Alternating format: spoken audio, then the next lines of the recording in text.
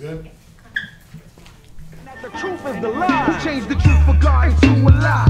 In English, Jesus Christ. In Hebrew, is Yahweh Shai. So do what I do. Immaculate conception is deception. Along with the myth of giving gifts on December 25th. Christmas is Satan's claw, the birth of Nimrod, and not the son of God. To you was kinda odd. On the Passover, Christ was born in the spring. So now we bring the truth about the King of Kings. That's black Jesus and not Caesar but Jesus. And the facts can't be changed. It's all about the Most High. It's all about Yahweh Shai. It's all about the Most High. It's all about Yahweh Shai. Hebrew Israelites. It's all about Yahweh Shai. It's all about the Most High. It's all about Yahweh Shai. Hey, shalom, brothers and sisters. Shalom. Sorry for the lateness, our technical difficulties. We appreciate you joining us. We're live. We're coming to you from 8524 South Bridge Boulevard, Houston, Texas, 77071. Our class times are Monday and Wednesday, 7 to 10 p.m., Friday, 6 to 9, Saturday, 10 to 2 p.m., and then we have our kids' class on Sundays. It's pre-recorded and then uploaded to our ISBHBK Kids channel. If you want a class, if you're in San Antonio and you want to have class, or if you're in Albuquerque and you want to have class, hit us up. We'll get you the information for those class times. Just a reminder, Passover is upon us. It is now February the 1st. Okay, so we got what? We got 2 months and some, we got a month and some days. Well, 2 months. All of February, March, and a part of April. So we got 2.5 months. So, you know, start getting prepared, start getting ready. We still need to secure the location. So if you want to give anything towards that, that'll help out for us to get that location for the Passover. Okay? So Israel Wear will not be doing any garments until the Passover is over, because they're going to be doing garments for the Passover. So keep that in mind. We're here live on YouTube under the Israelite School of Biblical History and Practical Knowledge. Please make sure you like, share, subscribe. We also have our 5 Minutes of Wisdom channel, our ISBHBK Kids channel. And we also look out for the Hidden Truth Cable Show. It's every Tuesday at 8:30 on Comcast Local Channel 17, where you can stream it live on hmstv.org. All right, so look out for that. Look out for the Blog Talk Radio show every Tuesday and Thursday. That's brought to you by the brother Mashaba. It's blogtalkradio.com/MASHAHBA. It's every Tuesday and Thursday. Every Tuesday, Thursday, Saturday, starting at 9:30 to about 11. If you need to reach a teacher, you can reach Priest Kazakia at 281-707-2737. You can reach me at 303-557-8979. You can email us at isbhbk@isbhbk.org. Okay, if you don't want to call or text, you can email. Any donations you want to give, the brothers and sisters that vowed to the school vow, we want to thank you for continuing to uphold your end of the bargain, uphold your vow. Again, that goes to the school. I mean, that goes for the lights, the rent, the internet. It goes to those things. So for those of you that have vowed the vow, remember that's here. It's the first. And then for those of you online that want to participate and help out, you can hit us up, get the details of that. But if you want to give anything, the Wells Fargo account number, as well as the Google Wallet information, she'll have that going on the screen. All right, but if you want to help the school out, we ask that you, for that vow, I believe it's $100 per month. So if you want to participate and help out, again, just hit us up, or you can send the money through the Google Wallet or the Wells Fargo. And again, for those that have been giving, we definitely appreciate it. I'm gonna say it again. It goes to the school. It goes to the school. You You got to make that be known, because there's a lot of problem with the Christian church. They take the money.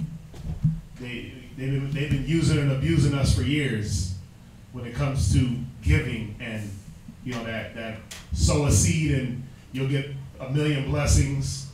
Listen, if you give to the prophets, the Most High is going to bless you regardless. But we want you to see where that donation, where those vows go. They go to the school. The sisters paint. They try to, do the upkeep of the school. Again, we got to pay rent. Got to pay for the internet. We got to pay these things. So every little bit helps and it counts. So that's going to be it for the announcements. Again, I apologize for the lateness. We're going to try to take, if you got any questions quickly, anything quick, and then we're going to go into the class. Let's see. Question. My sister-in-law asked about the 7 churches I think is in Revelation. She thinks it's 7 churches with different understandings will be in heaven. I didn't know how to break it down to her. Question. My sister-in-law asked about the 7 churches. I think it's in Revelation. She thinks it's 7 churches with different understandings. With different understandings will be in heaven. I don't know how to break it down to her. Hold on to that one, because that's going to get a little deep. Hold on to that. But no, it's not 7 churches with 7 different understandings. But just hold that. We'll. I actually like that question. We can do a class on that one and just go in depth into it. I don't want to just answer that with a few scriptures. That's actually a good topic for a class. So, Mustafa, I'll come back to you on that one. I like that one. But do me a favor. Text me that question, because it didn't really sound clear on the. It didn't sound clear in the chat. Text it to me. That way I understand your question fully. 7 churches. Text it to me so I have it, Mustafa. 303-557-8979. We do a nice little class on that. I just wanted to say wonderful job on the birthday class. Very knowledgeable information put out there for our people. Now just waiting for the next 11 classes to come out on the 11 tribes. Yeah, that birthday class is up. Make sure y'all watch it. It's up after a lot of delay, but it's there. Yeah, make sure y'all watch it. Make sure y'all like it. Share it with everybody. And we're definitely working on those other 11 tribe classes. Priest Kazaki is getting the next one together. What's that, Abadiah? I have a question. Mm-hmm. When the Most High created the angels, so I know that we were given free will, but were the angels also given free will? Oh, you want to go deep? Well, I went to that scripture in Jude. Right? I know exactly where you went. So, but I wanted, and then of course I went to the scripture in Peter. I know exactly where you went. 2 Peter 2 and 4. Right. But it just kind of says that what it says. But right. But I was wondering, did he give them free will? Like he gave us? Go to I'm gonna let the scriptures talk. Okay. Because this it can get deep, but I'm gonna just let the scriptures. To be honest, this was part of my that angels class, but there was a part that I left out, which was this here. Yeah, because I referred someone to that class. But I didn't recall hearing that, which is why I went here. I didn't go into that. Okay. There was a reason I didn't go into that. Oh, sorry. There was a reason why. I because ask the question. No, I know. Go to go to Jude real quick. Somebody get Jude. Somebody get Jude. chapter 1, verse 6. So the question is, do the angels have free will? Get Jude chapter 1, verse 6. Then you asked, you said 2 Peter is also, right? 2:4. Right. Go ahead. Jude chapter 1, verse 6. And the angels which kept not their first estate, right, but left their own habitation. Come on. He had reserved in everlasting chains under darkness unto the judgment of the great day. Right. So this talks about the angels that kept not their first estate. Right. So I mean, this right here is kind of telling you that there was some angels that did what they wanted. Right. Now, we got to understand that this was a time. There was a time when this happened. This is not a common thing where like the angels just go around and do whatever they want. Because let's think about it. Satan, is he not controlled by the Most High in Christ? Does he not report and give orders? Right? So it says the angels which kept not their first estate, but left their habitation. Go to 2 Peter 2 and 4.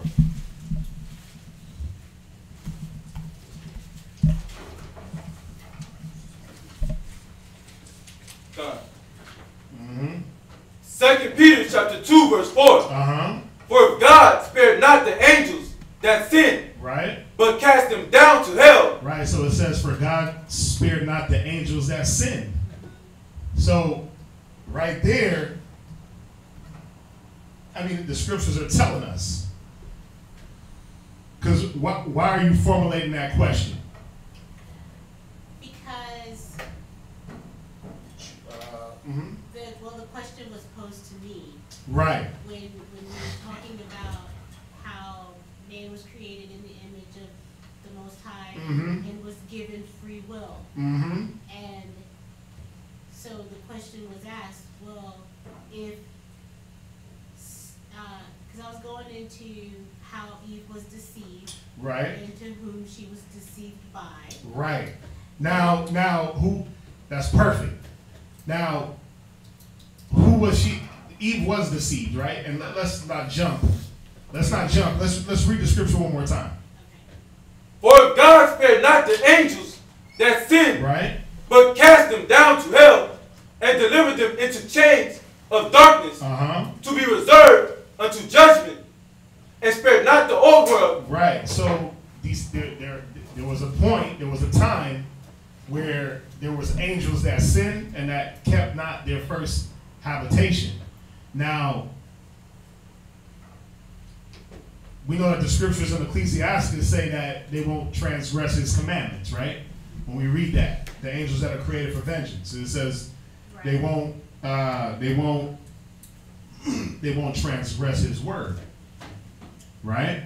Ecclesiastes 39:31. They shall rejoice his commandment and shall be ready upon earth when need is. And when their time is come, they shall not transgress his word. Now, these are the ones that are created for vengeance, right? Now, as we read, there were angels that sinned and angels that transgress, right? So, obviously, what does that say? That they had the ability to choose what they wanted to do. At a time, though, because when did it happen?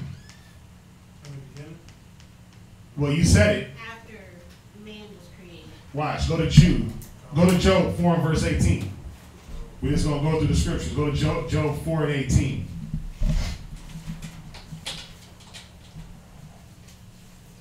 Remember, I want y'all to see that the angels aren't running around rampant right now. Okay. All right? They're not running around just doing their own thing.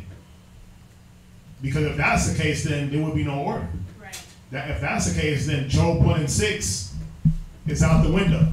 Job, the first chapter, Satan wouldn't have to go to the sons, and he wouldn't have to present himself. Right? He would just be doing his own thing. He wouldn't have to drop the report. Read that. Job chapter 4, verse 18. Behold, he put no trust in his servant. Come on. And his angels he charged with folly. And these angels he charged with folly.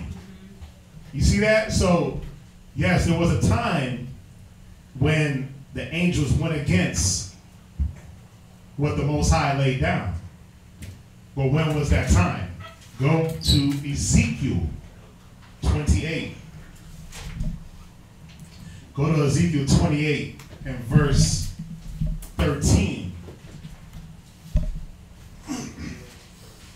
See, if you don't, see the thing with this topic, and the reason why I didn't bring it out in that class, is because it genders up a bunch of other questions.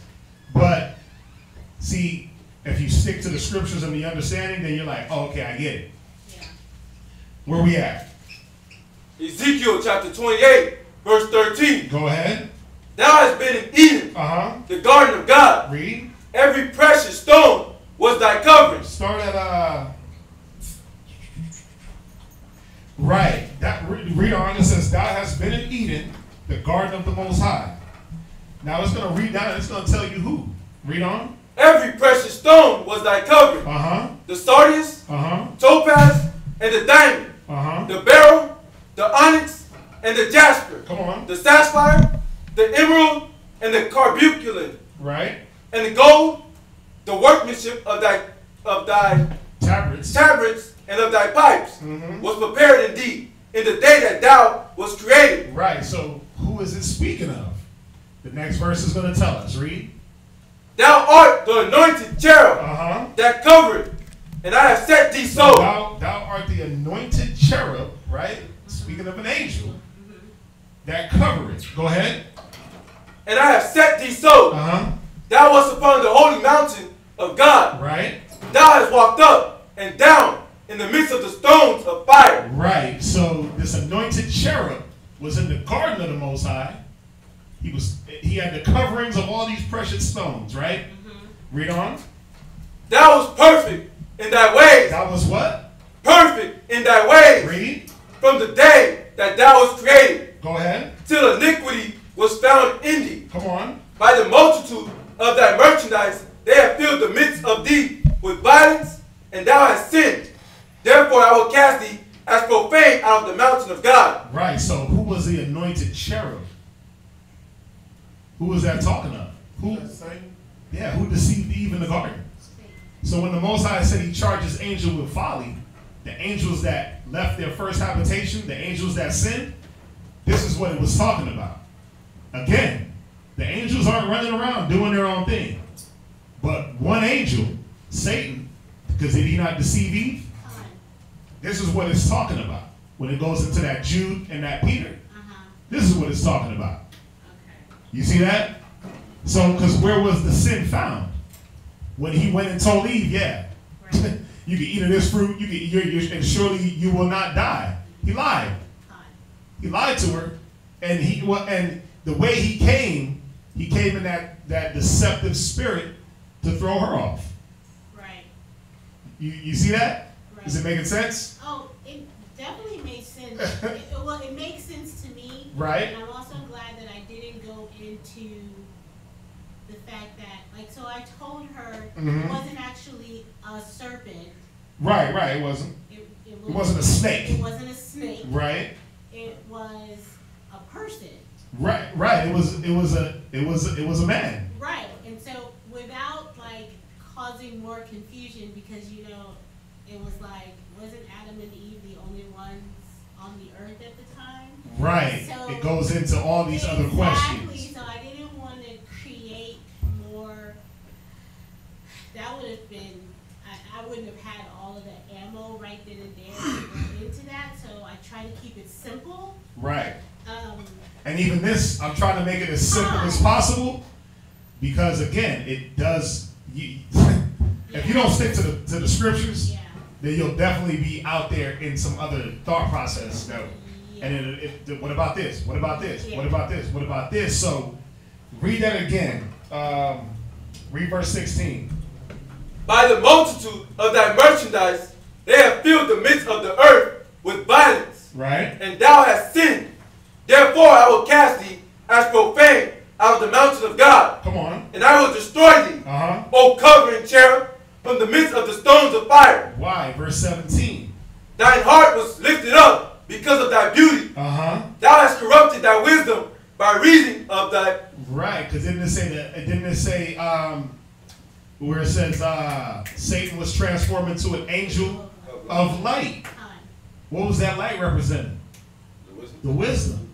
Right? But he transformed into an angel of light. Now when he goes to Eve, what is he giving her? He lies. He's giving her all this other wisdom, like, yeah, you can do this, you can do that, you can take that, you can handle that, you can taste and touch that. So he transformed himself into an angel of light. But read verse 17 one more time. Thine heart was lifted up because of thy beauty. Right, go ahead. Thou hast corrupted thy wisdom by reason of thy brightness. Come on. I will cast thee to the ground. Read. I will lay thee before kings. Come on. That they may behold thee. Right. Now, you got to see verse 15. It says, thou was perfect in thy ways from the day that thou was created. Y'all understand that? It's just, listen, it's no different from us. We're perfect in our ways until what? We give into temptation. We give into the weed smoke. We're made perfect. Yeah, we're created in sin. Like David said, in iniquity did my mother shaping me. I was shaped, excuse me. He said I was shapen in iniquity. But what happens? We still were born clean. And then through our day-to-day life, year to year, what do? We give into temptation of the world. You see that? So it's no different. Read verse 15 again. Thou was perfect in thy ways. Come on. From the day that thou was created. Uh-huh. Till iniquity was found in thee. Right, because this angel of light, Munatazak, sit down. This angel of light was in the beginning created perfect.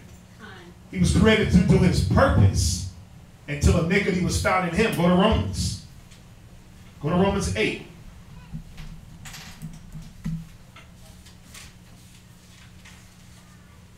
Go to Romans 8 and verse 20.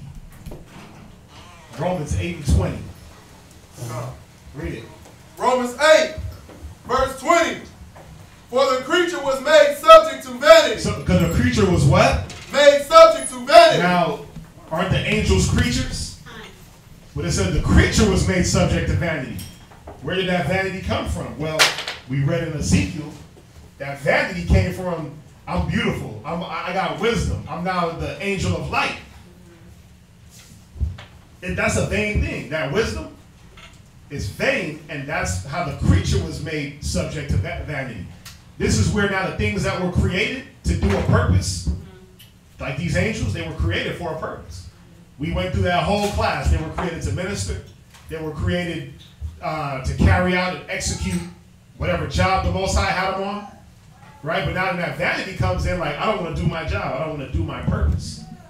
So the question is, the real question is, or, you ask, where is there a free will? Well, the angels weren't created to transgress. But we know that this one did. Right? And then even when you go back into that class and you deal with Satan and you deal with Yahweh Shai. What is Satan to Yahweh Shai? What is he? What does he serve as? What did I start that class off with? Why did it have to be that? Oh, the good versus evil, the balance. The balance. Right, because an unjust balance is an abomination.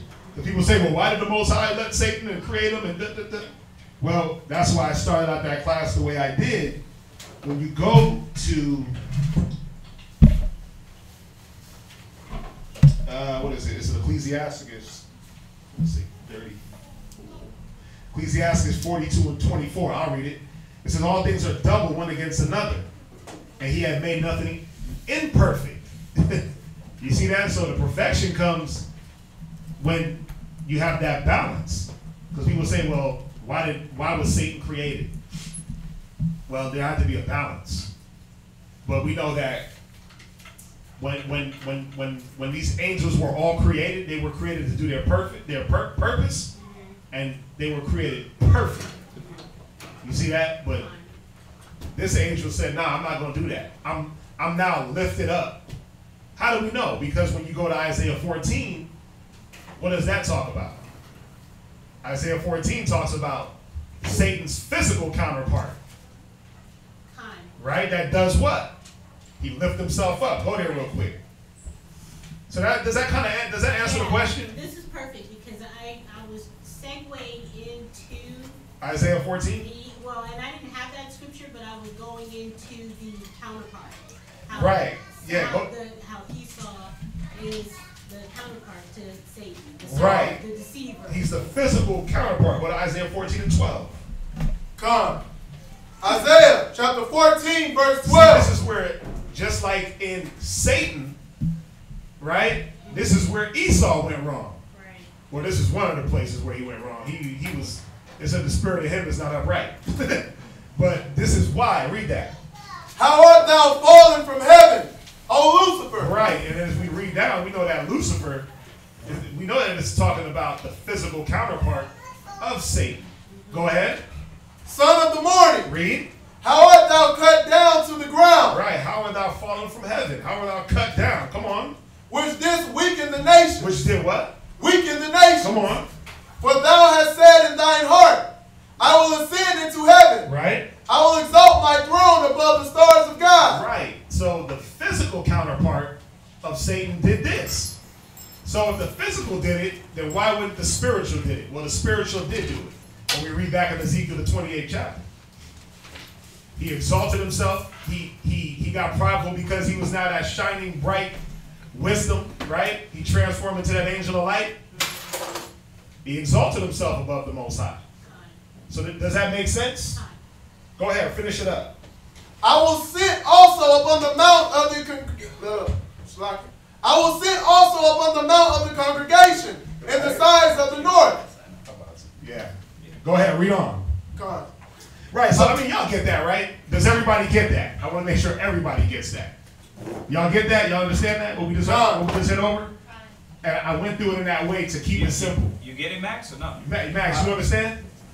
I get it. You write it down? Yeah, I wrote it. Okay. Okay. Con. I want to make sure that can get heavy. Yeah. That can get deep. But I know y'all probably got some questions online. Let me see. Hold them. What do they got? Because they don't want to shut them down again. Let you answer them.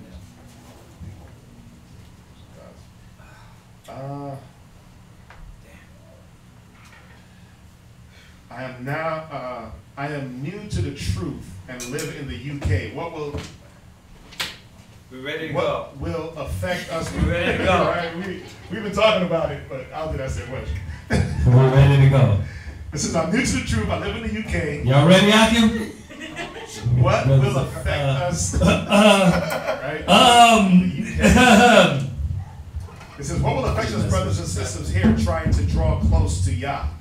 The UK system really has many of us dumbed down, hidden well within this society. Well, the things that you're going to go through, it's no different.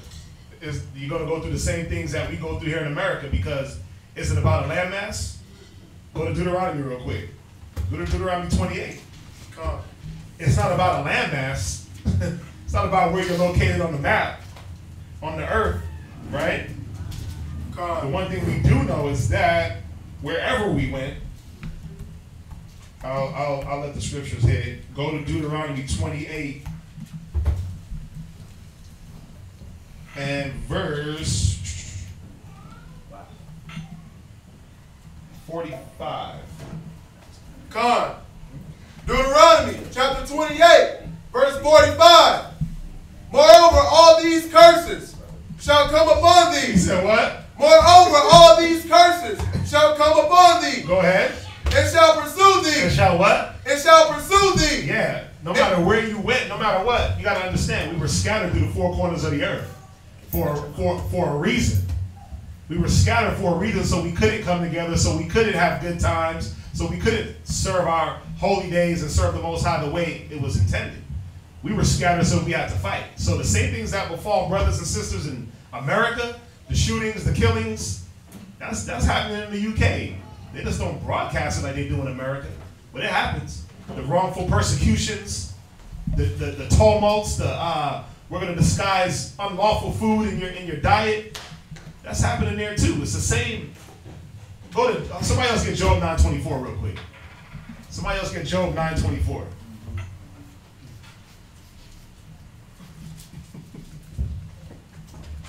Job 9:24. You gotta get it quick, man. You gotta get them shorts sharp. Oh, yeah, I'm gonna hit them up. Who got it? Read.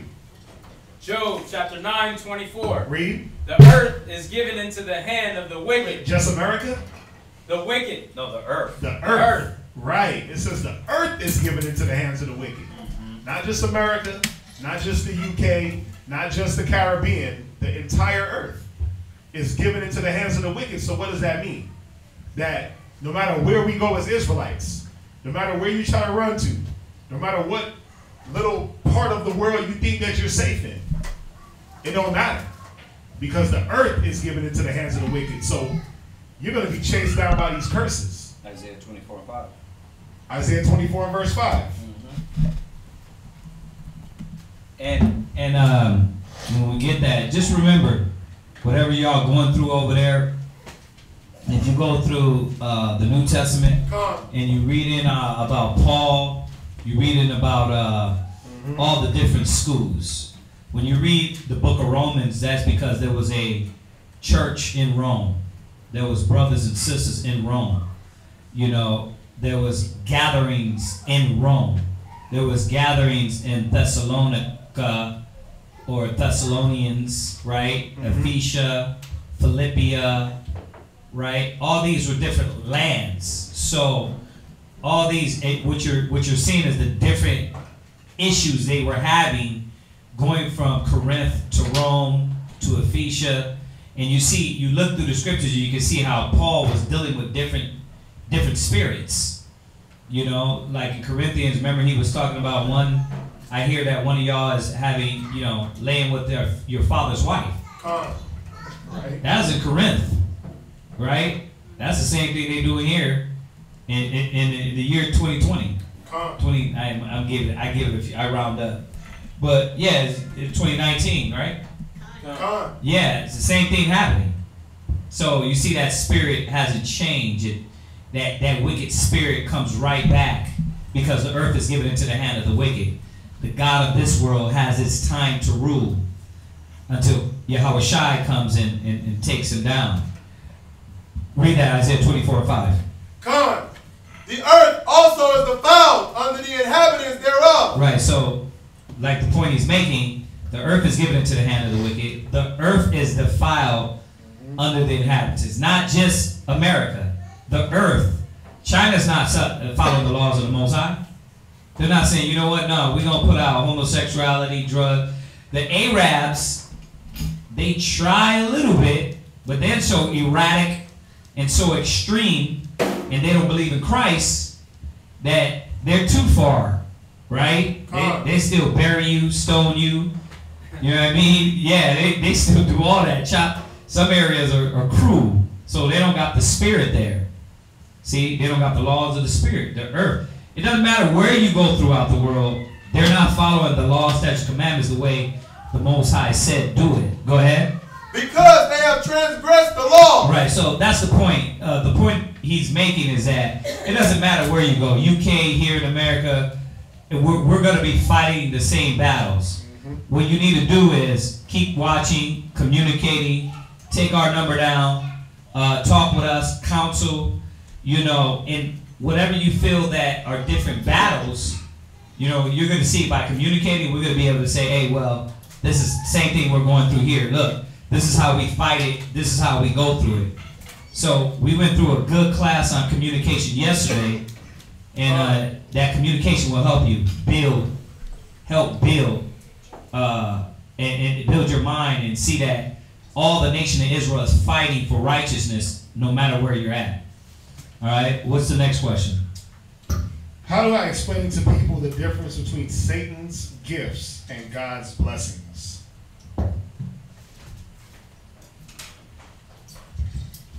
Satan's gifts and God's blessings.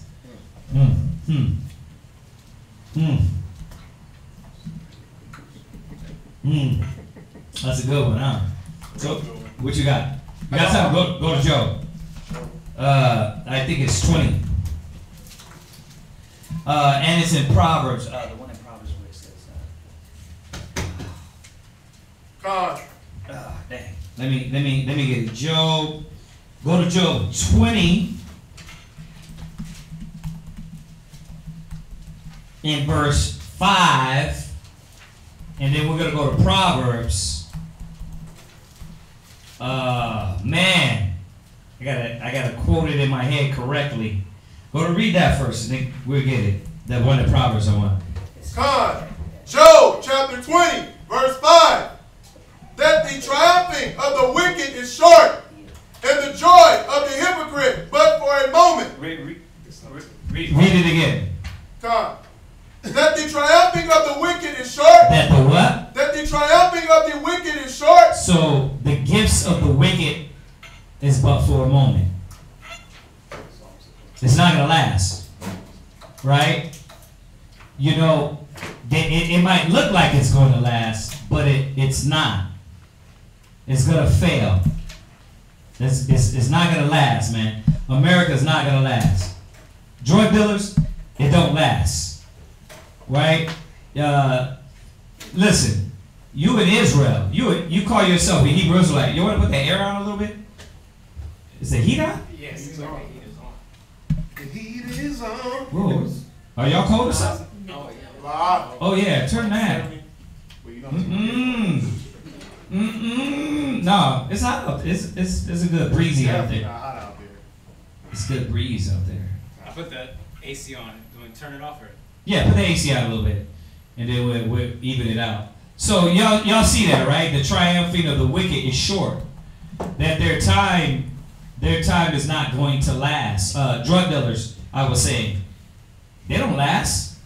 Where's the richest drug dealer at? El Chapo, where he at? Jail. In jail. You know what I mean? He lasted for a moment, now he was taken out. Right? Con. What I was saying, pastors and preachers that corrupt, that steal, that misuse, Most High takes them out. They don't last. Next you know, if something happens and they reveal they've been messing with little boys. Right? Israelites. And we're doing wrong. What the Most High gonna do? He'll break it down. He'll destroy that. Wickedness don't last. You see? So the gifts, and that means that you will prosper for a time. Right? And it might look like you're getting successful. Right? But it doesn't last. Y'all get that? Yeah. What's up? I was going to say, there's like the news earlier today, it was like 300 some priests got found guilty for messing around, and only in Texas. Wow. Yeah, for messing around with children. Now, if that's in Texas, imagine what's going on in Atlanta. Oh, wow, yeah. See, but they ain't telling about it because why? The whole congregation is down with it. Nobody ain't saying nothing because they all faggots and the homosexuals in the church out there. You know what I mean? So yeah, that's why they're not saying nothing. That's why they're not revealing it. But that's just here in Texas, and that's because you know Texas is hardcore though. They're a little more rugged when it comes to Esau, not our people. Go to read it one more time. That the triumphing of the wicked is short, and the joy of the hypocrite but for a moment. Right. Go ahead. Thou his excellency mount up to the heaven. Though his excellency, so these gifts and you see them being blessed, right? You see them rich, you see them powerful. That's the difference. That it's not going to last, that it's going to fall. So how do you show somebody between the difference between the gifts of the Most High and the it just hit me. Proverbs. What is it? Yeah. That's it. The word came to my head. Sorrow. Right. Yeah. But y'all see this, right? That this is how you're able to tell the difference. Now, check this out. This is the gutter, right? This is the ripper, right? From the stomach to the throat. Proverbs 10:22. Read this one. Proverbs chapter 10, verse 22. Yeah. The blessings of the Lord. Now listen to this. Hold on. Wait today. Wait till they get this. This is how you know. You got brothers and sisters, man. You got people that leave the truth, that leave the word. I know men that turned back, that took their talent, buried it, and dived into their family, and just worried about their family and their household. They did opposite of what the scripture says, right? Any man love father, mother, brother, sister more than me is not worthy of me. Well, I see them prospering, successful businessmen, right? Made money. That ain't gonna last. You know how it's wicked? What's another way you know how it's wicked? How somebody's doing wickedness? Then you can watch their children. That's what the Most High. I was going over this today. You want to know if your outcome was righteous? Look at your kids. Because the kids, you'll see their kids. They start being faggots. They start doing worldly stuff. They start dealing with drugs. That's how you know you make the wrong decisions. Because your actions are going to affect your children. You understand this? So this is how you know that your decision making is right. It's in the spirit of the Most High. You got a lot of Israelites that left the truth 10, 15 years back. How do you know their decision wasn't right? Well, one, they left off from the will of the Most High. They start going back into the worldly things. You got brothers tatted up from face to toe with Hebrew. Right. Yeah. Hebrew writing. It's like they just threw the law out. Smoking cigars. You know what I mean? Oh, I'm not smoking. Like, dude. Yeah. This is brothers, huh? But what it is in their mind, they're like, oh, I can do this. I'm prospering. Lightning ain't come. My business is successful, right? But watch when you see their kids. The next generation of kids, they become lesbians. Their daughters, their boys become faggots. This is real, man. But read that. Where you at? Proverbs what? Proverbs chapter 10, verse 22. Proverbs 10 and 22. Go ahead. The blessing of the Lord is making rich, and he added no sorrow with it. Y'all see that? The blessing of the Lord maketh rich, but he addeth no sorrow with it. Right? I was just reading this the other day, and it's something we always say, but there's a scripture that says it. When you give a nigga $1 million, right? What happens to the niggerism? He's still there. It doesn't matter which. If you got a selfish person, you give him, he's a bum, and he's selfish and prideful and cocky. You give him $1 million, what's going to happen? He's going to be the same way. So it doesn't matter. Money, riches, success, blessings that you think is coming from the Lord. How do we know it's not from the Lord? Go ahead. He added no sorrow with it. Yeah, what happens to all these cats that win the lotto? Go through the YouTube and all the cats that won the lotto. Where they at now? They either dead, broke, or dead. Somebody killed them, right? It's rare. It's rare you can see someone took the money and were successful with it. You see that? Why?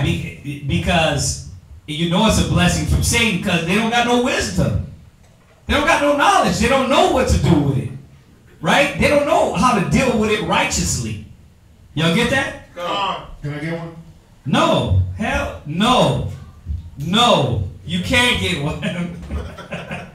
Go ahead. Did you finish that? That's how you treat the general? Uh-oh. Ecclesiasticus 37:24. Wait, did you finish that though? Okay, all right. Ecclesiasticus 37:24. Wow. You're not going to throw my shots in there. Y'all been hitting me all week. Ecclesiasticus 37 and verse 24. Go ahead, anybody. A wise man shall be filled with blessings. It says a wise man will be filled with blessings. Go ahead. And all they that see him shall count him happy. They shall do what? Shall count him happy. They're going to count him happy because there's no ill will when it comes to the blessings. The blessings aren't going to fade. You're not going to, one minute you get the car and then now you got to pimp yourself to keep it. You gotta literally like go pimp or get pimped. Think about it. That's how you know the blessing. Listen, I talked to a chick, man. She's a stripper. I was in the mall working, and I've known her since she was 16. Now, well, we've known her, you know, working in the mall since she was young.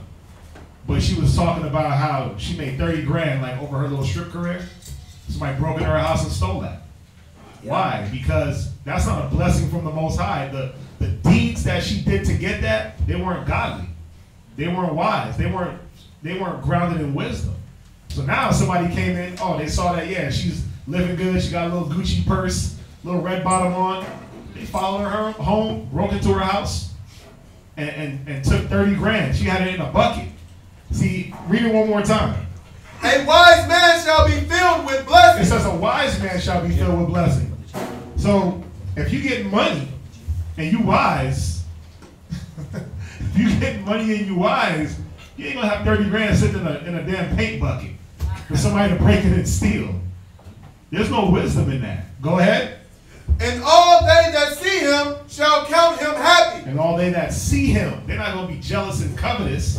They're gonna count him happy. They're gonna say, wow, the Most High took care of this guy. Most High hooked him up. Because they that see him understand that only the Most High could bless this way. It's not a blessing from Satan like, damn, the Most High really duped you.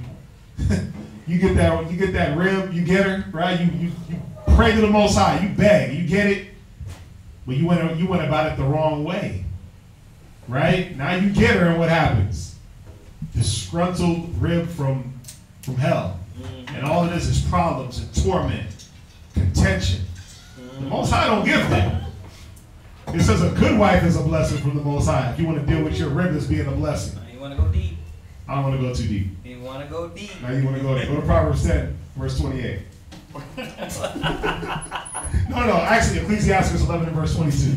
This is it. And then you can, okay, yeah, I got three more Carnal. after that, just with this point. This is a good question, though. Yeah. Good question. How do you know? Yeah, it'd be a good class. How do you know the blessings is from Satan? Satan, or how do you know it's from the Most High? You know, but that Proverbs 10:22 kills it. Yeah. No sorrow comes with it. They be rich, ducking and dodging, worrying, stressful, weeded out. They got all the dope. They got all the weed they can smoke now. They looking over their shoulders. Well, because when you get the money, now you got to look over your shoulder. You got to look over your shoulder. You didn't get it the right way, or you didn't know how to deal with people now that you got it. Because the first thing you gonna do is put rims on that ride. Right. Our people make themselves a victim. Like you said, she's red bottoms. And she looked like she got dough. And listen, the Most High ain't with you, so what's gonna happen? You gotta guard that stuff. You gotta guard it because the Most High is not your shield and buckler. So you gotta what? I gotta make sure it's right. But when you're doing it in the spirit, when the Most High is blessed, what happens? You don't gotta worry about it. You don't worry about it. Yeah. Can I get one more? Yeah. Ecclesiastes 11 and verse 20. Yes, sir. Ecclesiastes chapter 11 verse 22.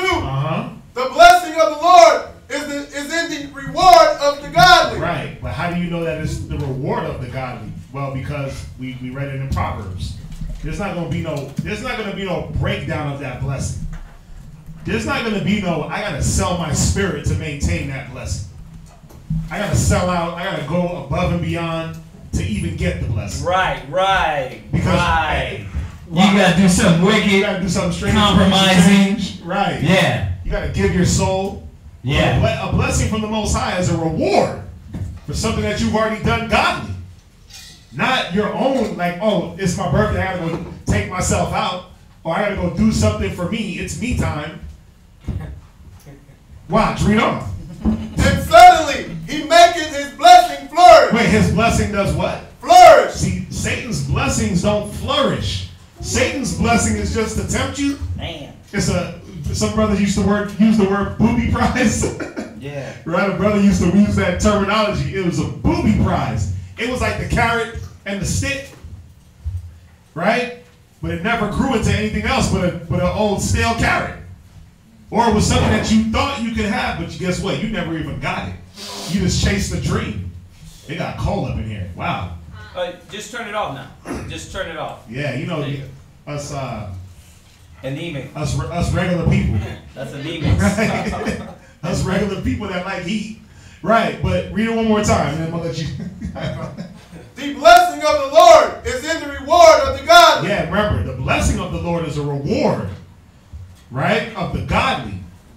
Now, when Satan blesses, what does he do? That's you rewarding yourself. That's you chasing your own dreams and your own aspirations. That's you not giving your life up willingly. That's you saying, you know what? I'm going to save my life. I'm going to let Satan, think about it. Didn't Christ get tempted to be rewarded by Satan? But he knew those blessings wouldn't last forever. Proverbs 20:21. Con. 20:21.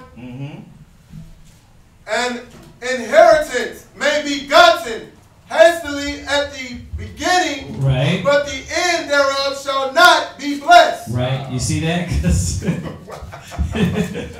Yeah, because what happens is, how did you get it? You had to compromise some. Yeah, you have to get it in haste. Proverbs 20, verse 21. Damn. You had to compromise something. You see, you what did you compromise though? All right, we know the outcome, right? It's not gonna last, right? Well, what did you compromise? Check it out. Proverbs 28:22. Proverbs 28:22. God. Proverbs chapter 28, verse 22. Uh-huh. He that hasted to be rich. He what? Hasted to be rich. You got some people that chases riches. Okay, what verse? Verse 20. Read verse 20. Verse 20. Uh-huh. A faithful man shall abound with blessings. Right? So if you stand in the faith, right? If any man love father, mother, brother, sister more than me, is not worthy of me. Right? If you seek first the kingdom and righteousness of the Most High, all these things will be added unto you, right? That's a faithful person. Right? Go ahead. But he that maketh haste to be rich shall not be innocent. Right. Why? Why? Because of the way you're trying to get it. Yeah. I'm going to get rich or die trying. Right? You got to think about it. Why do most men sell drugs in that pursuit to be rich? But think about all the innocent blood they shed. Think about it. Think about people that rob and steal. Think about how the people that they kill and the people that they hurt. It said this man won't be found innocent. Now I'll jump down to verse 22. He that hasteth to be rich. Verse 21, slightly. Proverbs 28:22. Oh, 28, yeah, 22. Go ahead. He that hasteth to be rich hath an evil eye. He has a what? An evil eye. Yeah, you got an evil eye towards your brother because now you like what's old boy in Menace to Society when he had got his Mustang. Yeah. When he saw old boy with the Mustang, he was like, all right, get them rims. Cain, right? Cain? Yeah, now you like Cain. Got that evil eye towards your brother. You'll stick him up for his rims and shoes. That you got that covetous spirit on you. You take a man's wife. He that hasteth to be rich got an evil eye. Go ahead. And consider not that poverty shall come upon him. Right, because those blessings, it ain't gonna last forever. And the reciprocal is what? You reap what you sow. You gonna be out there robbing, stealing, killing. Guess what? You live by the gun, you die by the gun. You live by the sword, you die by the sword. So those blessings ain't gonna last because the same way you went about to attain, somebody else is creeping right behind you, ready to stick you up. Job 27. 27 and 8. You know, Psalms 37, Psalm 73. So we're never gonna last. Yeah, we'll never get to it. Yay! Come. Job chapter 27, verse 8. For what is the hope of the hypocrite? What? For what is the hope of the hypocrite? Go ahead. Though he had gain, when God taken away his soul, will God hear his cry? When okay, hold on. Slow down. Read it again. For what is the hope of the hypocrite? Right. Though he had gain, when God taken away his soul. Right. See, a lot of these people, the first thing they say, I believe in the Lord. I believe in Jesus. You know what I mean? The Lord is blessing me, right? But how do you know them? You know them by the fruit, right? This individual is a what? He's a hypocrite. She's a hypocrite. He's not really believing in the Most High. They're just using the Most High name vainly. Oh, the Lord's blessing me. Yeah, but your works are corrupt. The things you're doing is not of the Most High. It's not in the law. Go ahead. Will God hear his cry? Right. Will the Most High hear his cry? How do you know what's the gifts of the Most High? How do you know what's the gifts of Satan? Right? Because they gain, but the Most High ain't going to hear when he's hurting, when she's hurting, when they're in need. So this is, watch, it's going to go through. Go ahead. When trouble cometh upon him, go ahead. Will he delight himself in the Almighty? See, you see that? Remember, these are the type of individuals, we're going to read down, all the way down. Watch. These are the type of individuals that never put their trust in the Most High. They're in the world. Be not deceived. Listen, you got many people that are wicked or rich. So don't act like, oh, Satan can't bless. So going into this question, what they ask is powerful, because you look around all the time, you see the wicked getting blessed. By Satan, by negative, by doing negative, by compromising, by giving up their spirit. Go ahead.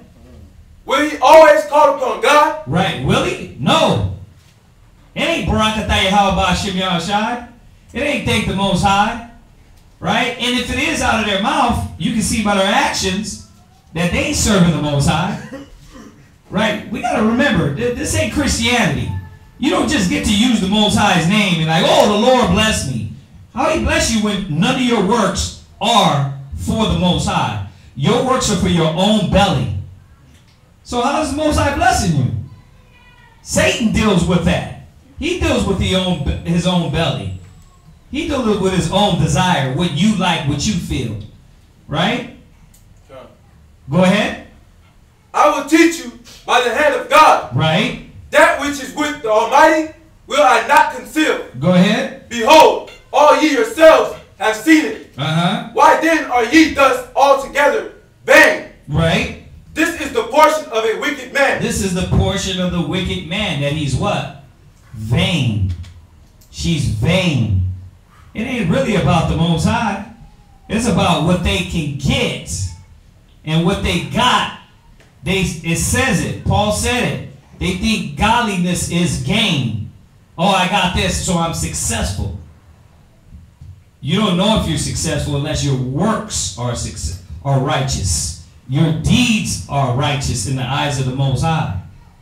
Go ahead. Can I slide this in there just on that point? Yes, sir. Proverbs 13 and verse 11. It says, wealth gotten by vanity shall be diminished. Oof. But he that gathereth by labor shall increase. Where are you at again? Proverbs 13 and verse 11. Uh-huh.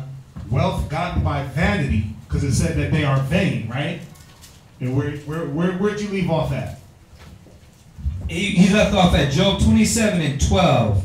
When they are yet thus altogether vain. Right. And it comes back. Wealth gotten by vanity shall be diminished. 27 and 11. Proverbs 13 and verse 11. How are you getting your wealth? What is it coming by? Yeah. What is it? What is it for? So that goes right into that James. Now, just going back to not pigeonhole your question, remember, wealth, success, gifts, whatever you think or you're saying, oh, this is success in what I'm doing. Going back to their questions, they said, how do you know what gifts are the Most High, what gifts are Satan? Well, we're finding out that they don't prosper. They don't last long. That gifts of Satan comes with sorrow. Right? Okay, watch. It's going to go down and go deeper in here. Go ahead. 13. Proverbs 27:13. Go. This is the portion of a wicked man. Go ahead. With God. Uh-huh. And the heritage of oppression. See, how did America get their portions? Through wickedness, through vanity. You know, and I'm going to America to show you about a wicked regime. Right?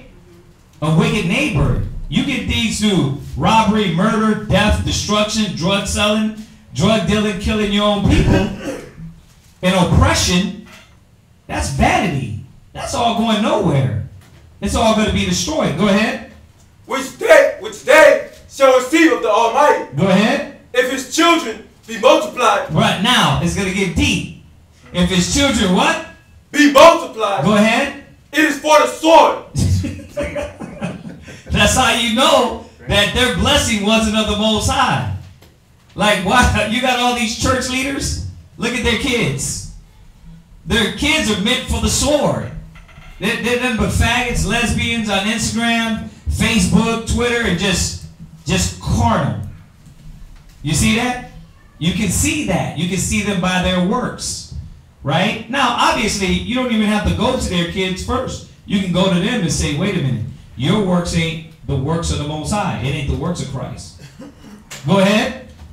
And his offspring shall not be satisfied with bread. You see that? The Most High strip all that away. The white man, his kids, they ain't going to be able to live on the corruptness and the death and the oppression and the bloodshed no longer. Their inheritance is going to be cut short. They don't get, you think America get another 400 years and their kids and their kids and their kids get to live off the bloodshed of the blacks, Native Americans, Hispanics? You think that's going to happen? No. So, when, you know, I'm using that example so you can see. Because sometimes brothers and sisters get it when we talk about Esau. Oh, yeah, I get it now. But let's bring it back down to a small level. If you're prospering and you're doing things not in the spirit, not for the Most High, not for Christ, if you're not seeking first the kingdom of the Most High, right? If you're not seeking the kingdom first, and you're not holding yourself diligent in the laws of the Most High, then all that's for nothing. Right? Except if man hold himself diligently in the fear of the Lord, his house shall be soon overthrown, right? There you go. You'll see that's going to fall. Go ahead. Those that remain of him shall be buried in death. Right? And his widows shall not weep. You see that? Like, the outcome of the wicked is all their prosperity was worth nothing because you couldn't pass it to your wives. You couldn't pass it to your kids. So it was all vain. It's all vanity. What happened to Israel for disobeying the commandments of the Most High? Vanity, vain. We put our trust in nothing and we were not successful. All these rappers, all these movie stars. Look at Will Smith. Look at his kids. You know what I mean? You find out his daughter was trying to commit suicide. You find out his son is claiming he's bisexual. Right? You see, there's no knowledge in what they're doing. Not of the Most High. Go ahead. Though he heap up silver as the dust. Though he do what? Heap up silver as the dust. Bro, you can gain all you want. You can look fly all you want. You can be successful all you want. If it ain't of the Most High, there's going to be sorrow that comes with it. You can heap it up like the dust. The white man is heaped up bloodshed, rape, robbery, murder, death, and destruction with gold and silver in the world. Is he going to last? Same thing for us. It's all across the board. It ain't just the white man. It's us too. So, I don't know where the question's coming from, but this is how you are able to determine the success in the spirit, the success of a righteous man, or the destruction, or if it's of Satan. Go ahead. And prepare raiment as the clay. Right. He may prepare it, but the just shall put it on. No, he may prepare it, but the just shall put it on. All this is for Israel. All the gold and the Jews and everything you're building up is for us. It's not for them. It's for the righteous. Go ahead. And the innocent shall divide the silver. Y'all see this? All that's going to be thrown out in the street for us to take because we're going to look at him and say, is this the man? Is this the one that did weaken nations? Right? We're going to be looking at him like a vagabond. Same thing with the wicked. When we look at drug dealers, you walk up on the curb when they get shot up, what happened? Right? They're gone. There's nothing left. What happens to all their drugs and their drug money and El Chapo's money? They seize that. Close the bank accounts. Take the money, right? Kids is broke. Kids is broke, right? Unless they had a bank account, another bank account under the grandma's from a third bank account. You know how to really switch that money out? Esau's coming for that. So I'm just showing y'all different ways. Not only one way, not only through Esau, but through the wicked drug dealers. But then us also, that we think we're prospering. I mean, think about it. Our people, we ain't even prospering on that level. You get a little change in your pocket and you lose it.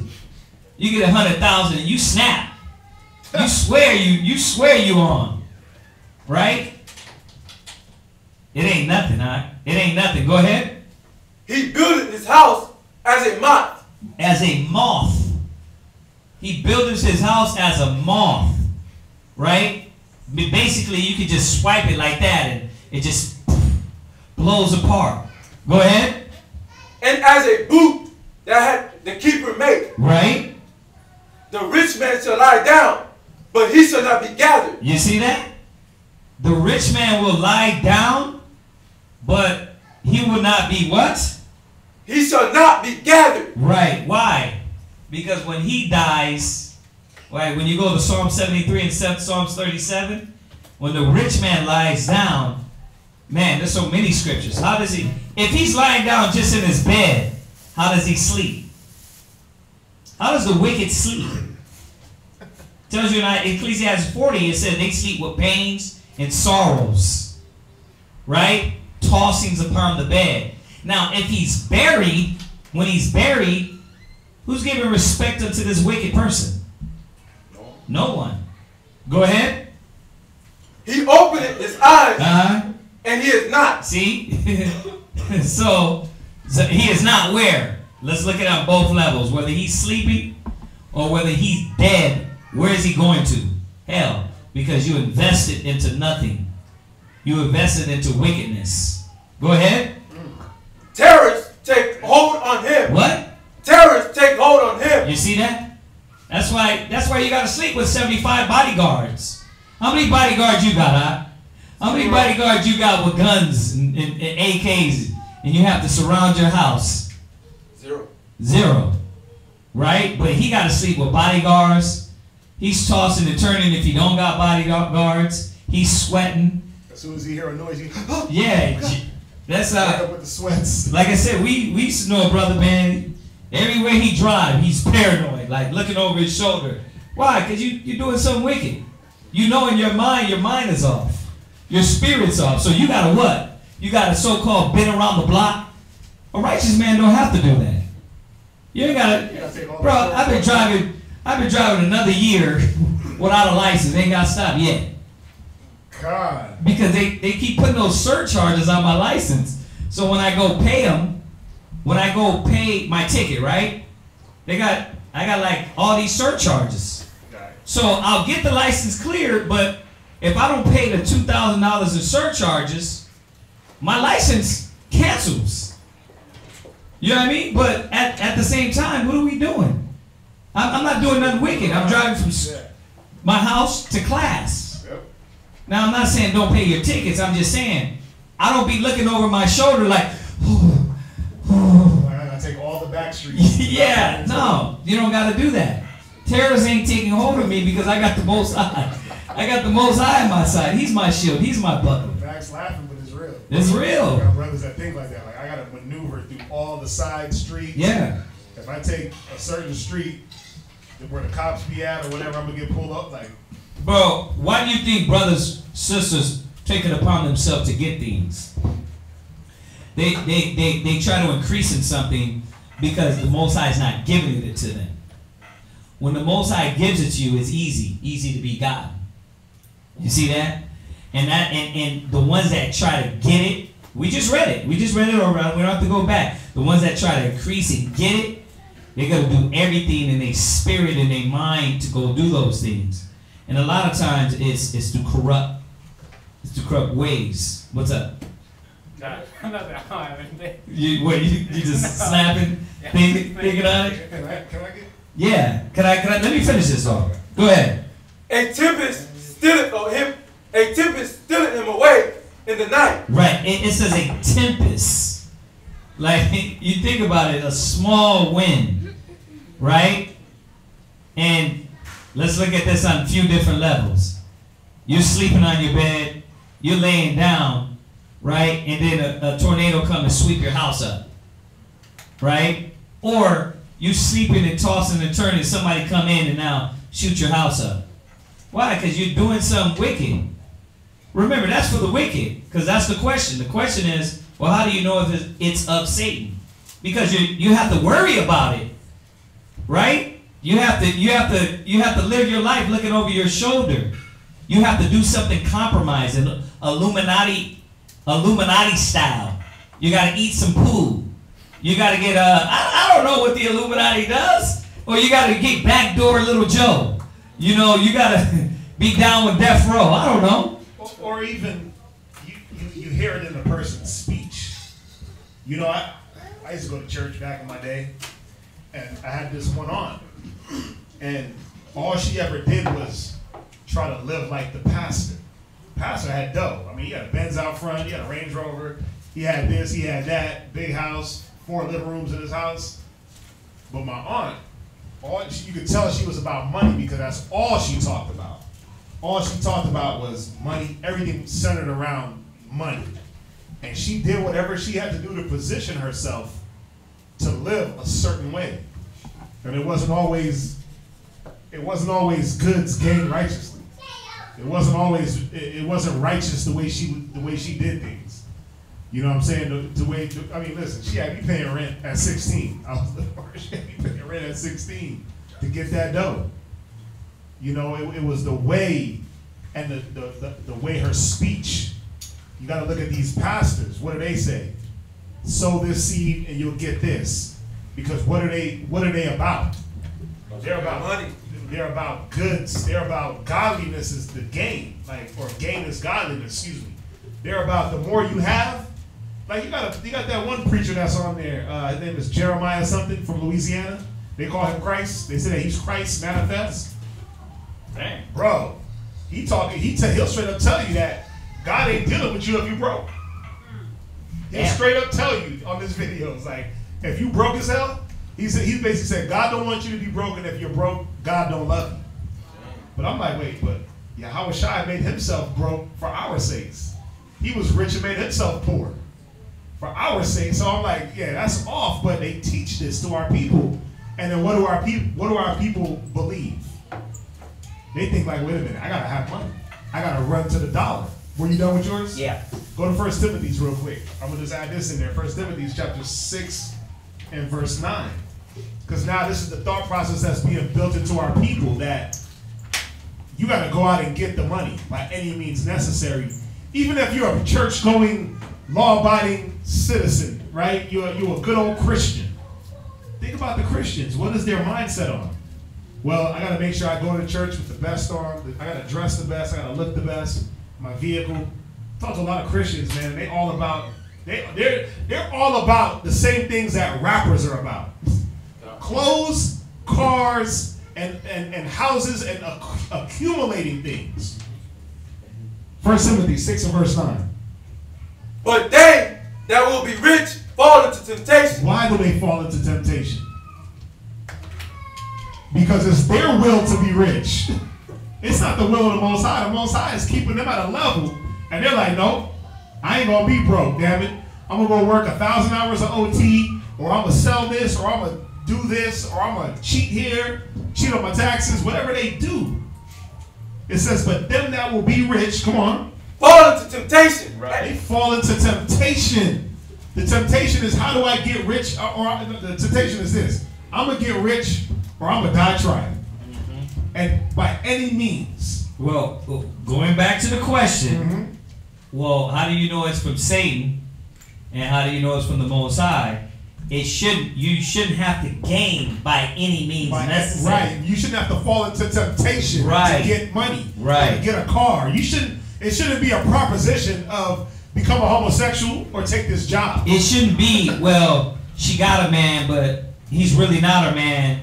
They just talking. Yeah, they just talking. It's like you're in the middle of you not sure if it's gonna be adultery, but it is. Right. Like that's not a blessing. That's like right. She would literally be nobody's. Yeah, she ain't just Snapchatting someone. Right. Like So she just be snapping them. And we gotta hit on those things, and that's why I said this is a good question, because a lot of brothers, we've all done it before in the world with that worldly mind, thinking, oh, I got a blessing. But how'd you get that? You got it a corrupt way. And then when it don't last, you're thinking like, well, dang, it was so good. Why didn't it last? Because it wasn't the hand of the Lord that gave you that. Right. It was either your lust of the flesh, a demonic possession that gave you it. Mm-hmm. It wasn't the Most High. Yeah. Even with the woman thing, you don't follow the wisdom and counsel to even get a woman. Yeah. Now you get one, you 4 months in, and she is you want to give her back, basically. Yeah. You want to disannul. That's how you know it's not of the Most High. Yeah, it's all because it comes with sorrow. It comes with sorrow, contention. Same thing with a job. How many of you brought? I gotta say it, and there's more than 1, 2, 3, 4, 5. Please, don't take it personal. There be brothers that thinking, oh, I got a job now. It's a good one, but the job does everything to keep you away from all giving yourself to the Most High. It's where's your job at? It's Mondays from 7 to 10, Wednesdays from 7 to 10. It's Fridays from 6 to 9. Oh, and then Saturdays from 10 to 2. Like every class day, every time the Spirit is for you to invest yourself and invest your time, you got a job that pays the right amount on the right days. Is that a coincidence? How are you going to get something? You got to think about it. You got to weigh these things out and say, okay, what is better for my spirit? To be in this job, right? Getting caught up, getting my spirit warped by Esau. And you say, well, how is it getting worked by Esau? By just working. Because it occupies more of your time than the Most High. You got to think about it. I'm taking this word. You got to think about this. How much more in your life have you given already to Esau in the world? That's why I said, people don't put this together. You did that. In the pursuit to be rich. You did that in the world. Like, you all of a sudden got the truth. And it's pulling you right, and the world is pulling you right back. You don't see, is it not a no-brainer that it's pulling you away from what you're called for? Y'all don't put this together. That's why we got it here in this school too. And you know what? We rarely, when it comes down to these individuals, I let the Lord do His work and show you. Because I know you're going to think, well, you're just telling me that, brother. But you don't understand. It don't benefit us. It don't benefit me. It's your spirit that is lacking in the essential things of getting the knowledge. You understand that? So it ain't always a blessing because you got that $15 an hour. You see her spirit diminishing, but she got a good job.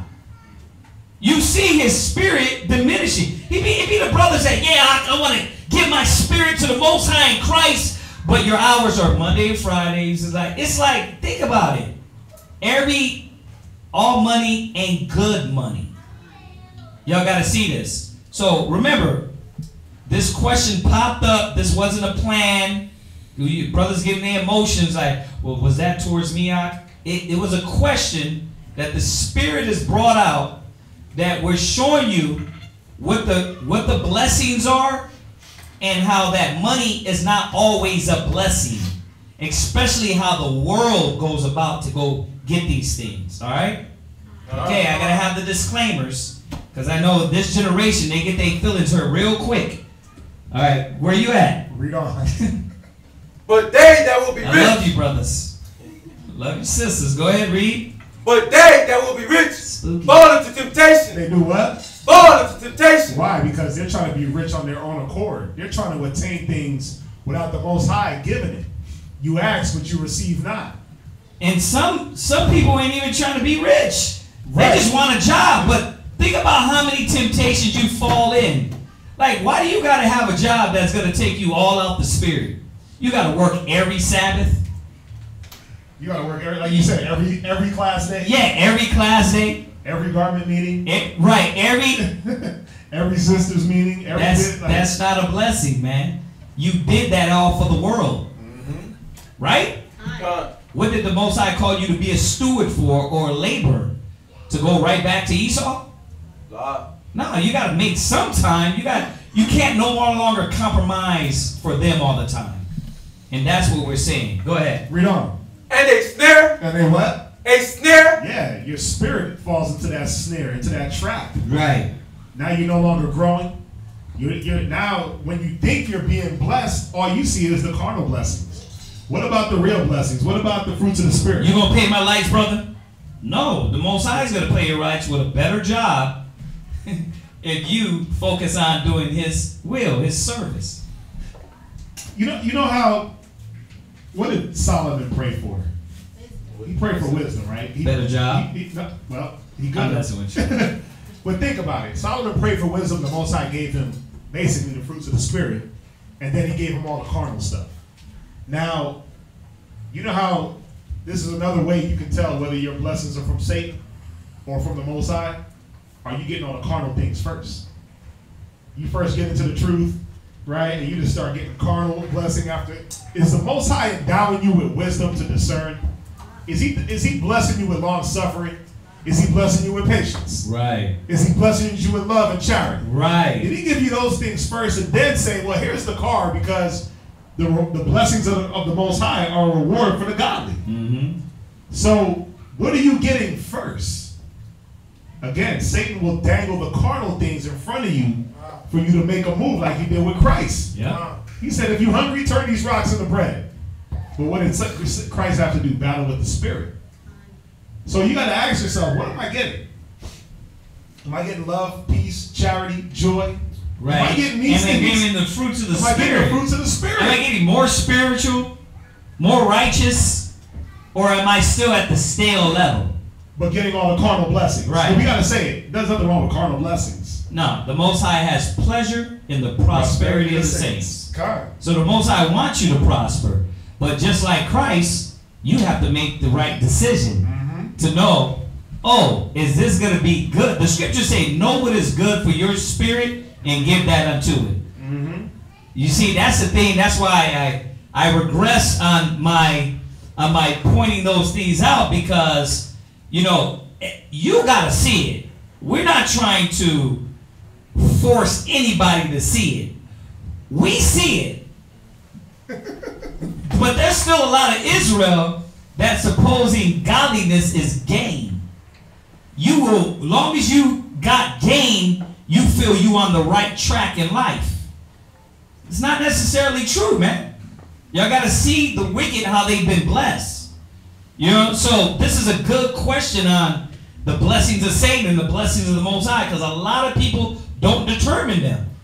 Right? We got brothers, they keep making the same mistakes, keep picking the wrong jobs, keep getting women that are wicked as hell, keep getting these women that don't want nothing to do with the Most High, don't want nothing to do with Christ. But it's like, man, I got a blessing, huh? Most High blessing. It's not a blessing. I got 2 ribs now. Right, a wife is a, he tried to use the scriptures, a wife is a blessing, but isn't it a righteous wife? Right. A wicked wife is not a blessing. Y'all see this? Come on. So you got to keep that in mind. Where you at? Read on. And into many foolish and hurtful lusts. Yeah. Are you falling into snares to get your blessings? Do you got to commit foolish and hurtful lusts? Are you being foolishly hurt? Are you now lusting after the things that you want? See, a blessing you don't have to lust after. You pray to the Most High. 6:9. You pray to the Most High, and either He gives it to you or He don't. But you gotta understand, what are you asking for? What is your purpose? Are you asking for something to consume on your own lust?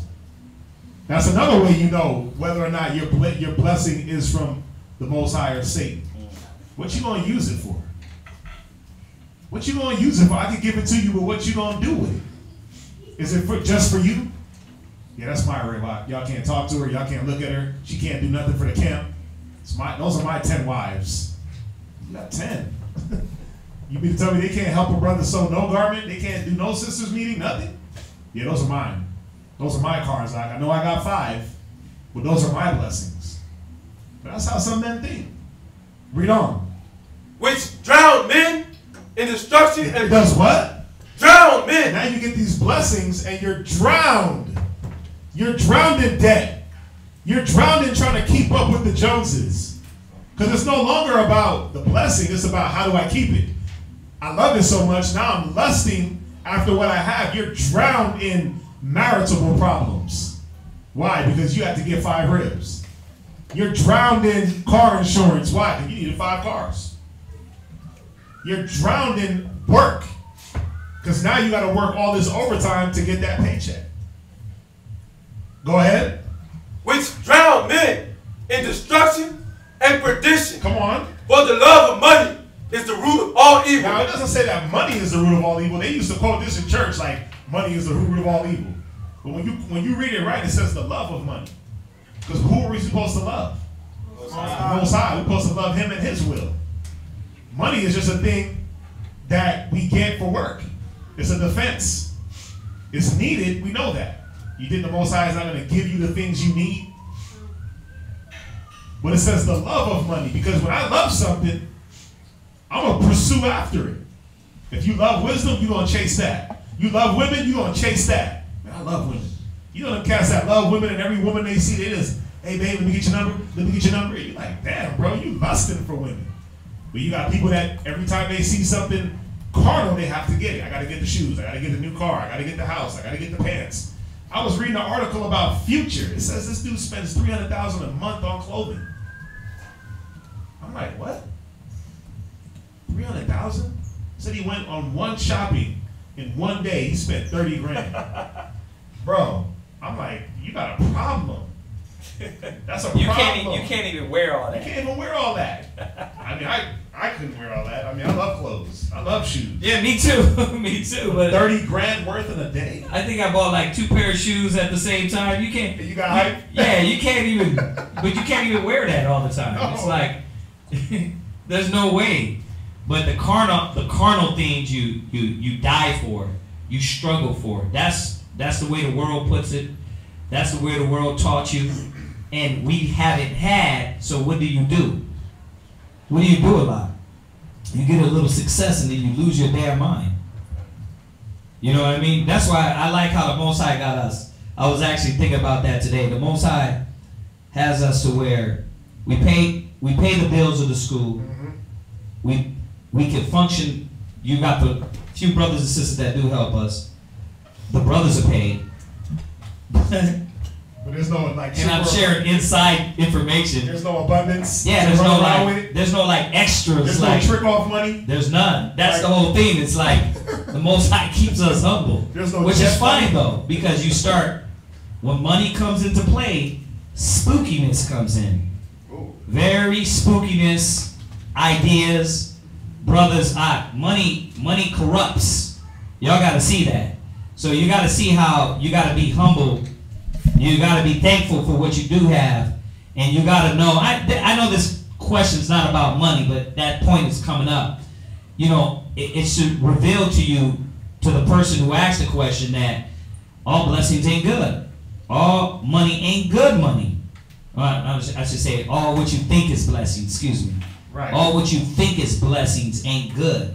You know, because you got to be able to decipher and see what's good for you. Read on. Watch. Check it out. Read. Which wow. Some coveted after. They did what? Coveted after. Yeah, how do you covet after that? How do you know it's covetous? Because it separates you, as the scripture is going to tell us, it's going to separate you from your purpose. It's going to separate you from the will of the Most High. It's going to separate you from your duty. Watch, read on. They have erred from the faith. They have done what? Erred from the faith. Yeah, you err away from the faith. You came in strong, Hebrew Israelite, ready to die for Christ.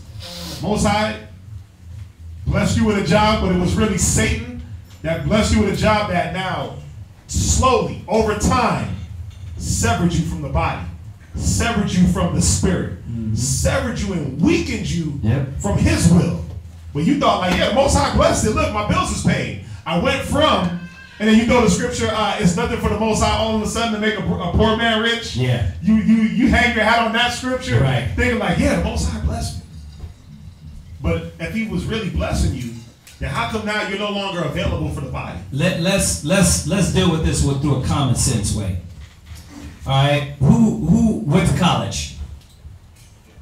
What you going to college for, right? Criminology. Criminology. You still in college? Nah. Did you graduate? Nah. You didn't go through with it? Nah. Okay, why? I just stopped going. You just stopped going. Okay, sis, you finished college? You graduated? Right. What did you have to do to graduate? You passed those tests? Or did you still popping it in the club? You was passing your tests, exactly, right? And what did you have to do? How many years did you have to go to college? 5 years of college. And you accomplished that thing in college, did you? You put your spirit, you put time. Did you argue with them when they needed the test? Huh? You didn't say, listen, y'all always asking too much from me, see? You want me to give my spirit up for these tests. Why you always want me here on time? Why you want me on time? Did you do that? Did somebody call you and say, Allison, are you going to come to class today? Hell no. Your ass was super whitey-tighty, right? Showed up on time. Salute. Before time. You know what I mean? You walked in there saluting, like, with the apple and everything, right? Dang. With the apple and everything, like, yeah, tell me. Because that's how you do for the world.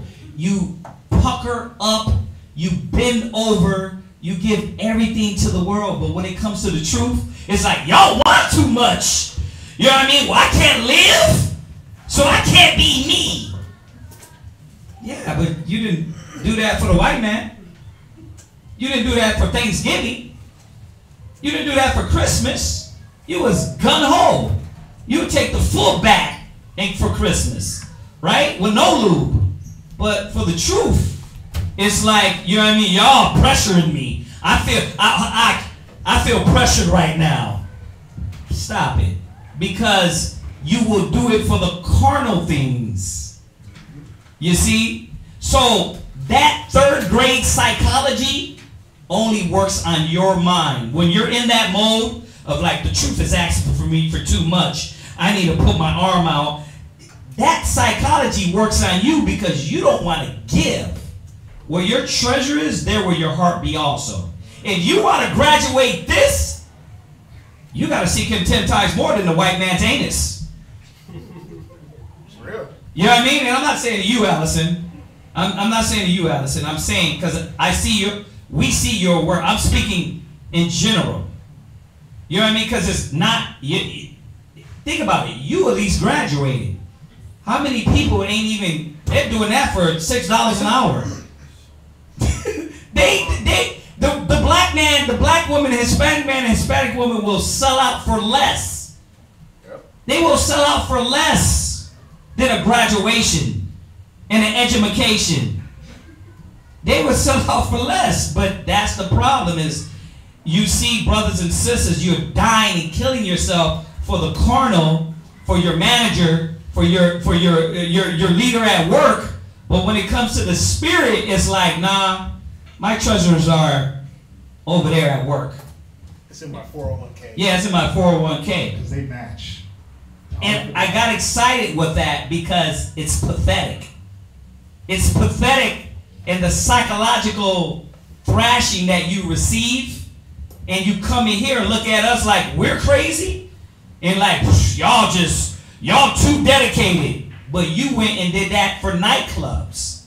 You did it from clubbing, popping mollies, right? You did it for less things than a graduation.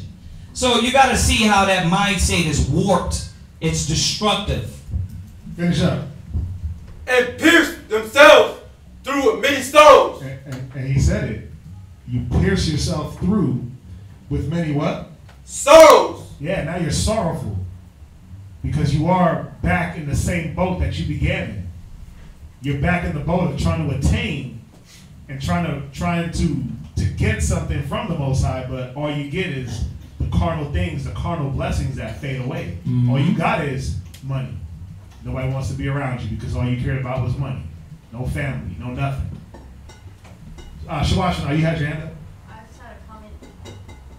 I remember when the Army pays for your college, and we thought it was a blessing that I got my $50,000 for college. I went to college. I only did a year and a half because I was never in class. I was never with the sisters. I had a 2-year-old daughter who never saw me, and I was doing from home. It's like everything, and I lost a baby at the time. Everything was going wrong, everything. So I pulled out of school. But it seemed like a blessing because it's free money. Right. But it didn't seem right when I was doing it. And free money towards whose will? That's the thing. What was the purpose? And when I say whose will, not saying that you weren't gonna go get the education and use it for something good for the camp. But why does Esau even give you that? You gotta see that. To why distract. They give it to you to distract. They give it to you to keep you sidetracked. Now, let's say it again. Let's actually go there. Go to Isaiah. Because we don't want you to think that when you come in, you just you can't be educated. Right. Okay? Right. You can't, the scriptures say use the world, don't abuse it. So yeah. Fine, the sister graduated. Even though it was at the end of the tale, her coming to the truth, it was kind of easy that way. You know, and it can be done. It can be done. But know this, that where your treasure is, there will your heart be also. That's what the scriptures say. So there's got to be a treasure. You can't choose the Most High and mammon. No man can serve two masters. You see, that's why a lot of problems come up and persist in your mind, right? Think about it. Because you think life is meat and drink. You think life is like the Most High is going to let you out there and he's going to have you eating on the curve. You know what I mean? You're in America. If you can't make it in America, bro, you know what I mean? There's bums that make more than us. There's cats that stand on the middle of the corner make more than you. Be not deceived. So there is a way to make it. Don't be thinking that, oh, the only way, is going to school. If you don't believe that, go online and research a lot of these panhandlers, man, that make more change than you daily. Right? Go ahead. Where you at? It's Isaiah. Pleasure in the prosperity. Let me find it real quick. It's Isaiah.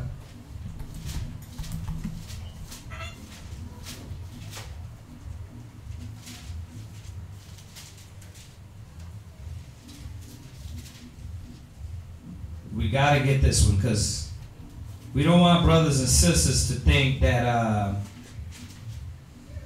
being successful is wrong, because you have that. But Matthew was he dealt with taxes, right? Tax collector. He was a tax collector, successful, right? Stop what you're doing and what? Follow me. That's what Yahweh Shai said. You know what I mean? He met a lot of the fishers. Now y'all, I know y'all thinking, oh, those fishers ain't making no money. It was easy to give that up. No. All these men, he said, that were fishy, oh, I'll make you fishers of men. Stop doing what you're doing, come and follow me. Now, were they eating out of ashtrays and eating off the curds on the street? Did they not have? No, they had. The Most High took care of them. Are you going to have a job? This is not about that. This is about every blessing you think is a blessing might not be a blessing. Examine it. You find that one for me? Okay, read on in there and I'll look for it. Read on where he was at. Finish that up in Timothy and I'll find it real quick. That was it. That was it in Timothy. Oh, really? Yeah. Didn't we jump somewhere else? Yeah, go to 2 Peter 2 verse 15.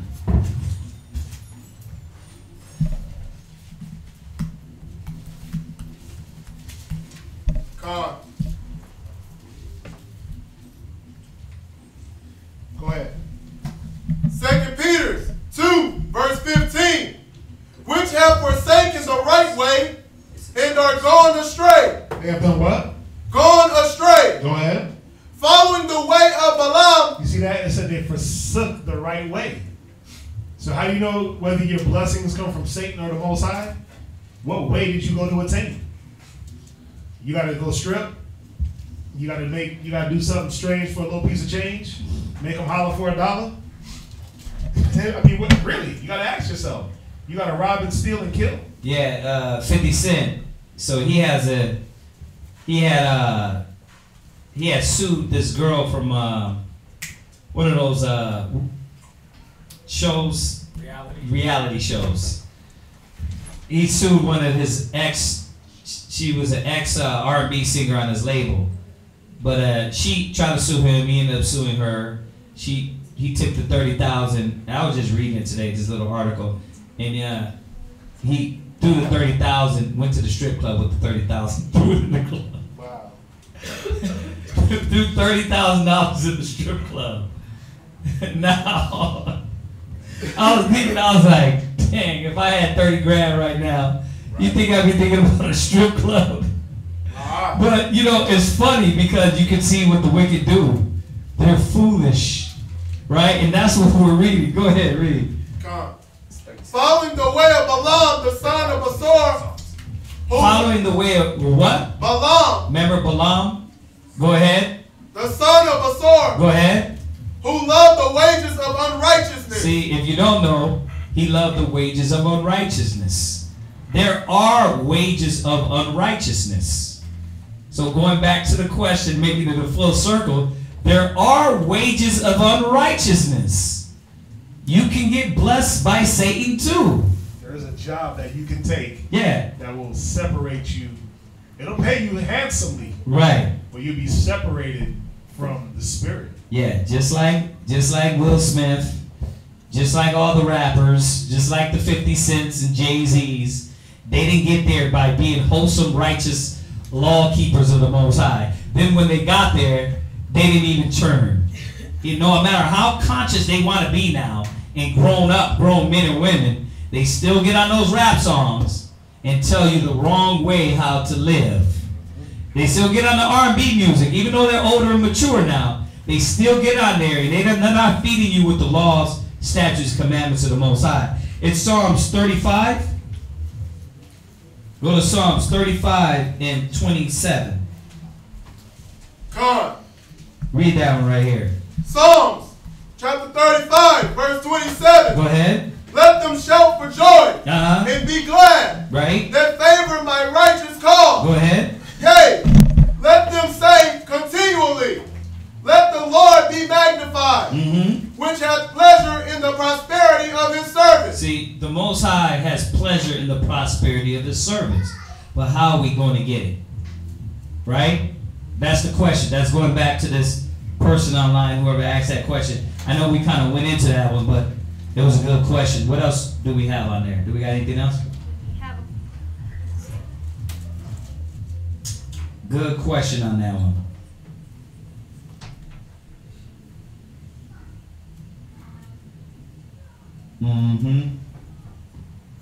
Is it, let me see, can you, there's a lot of questions, I'm starting to go up. Okay.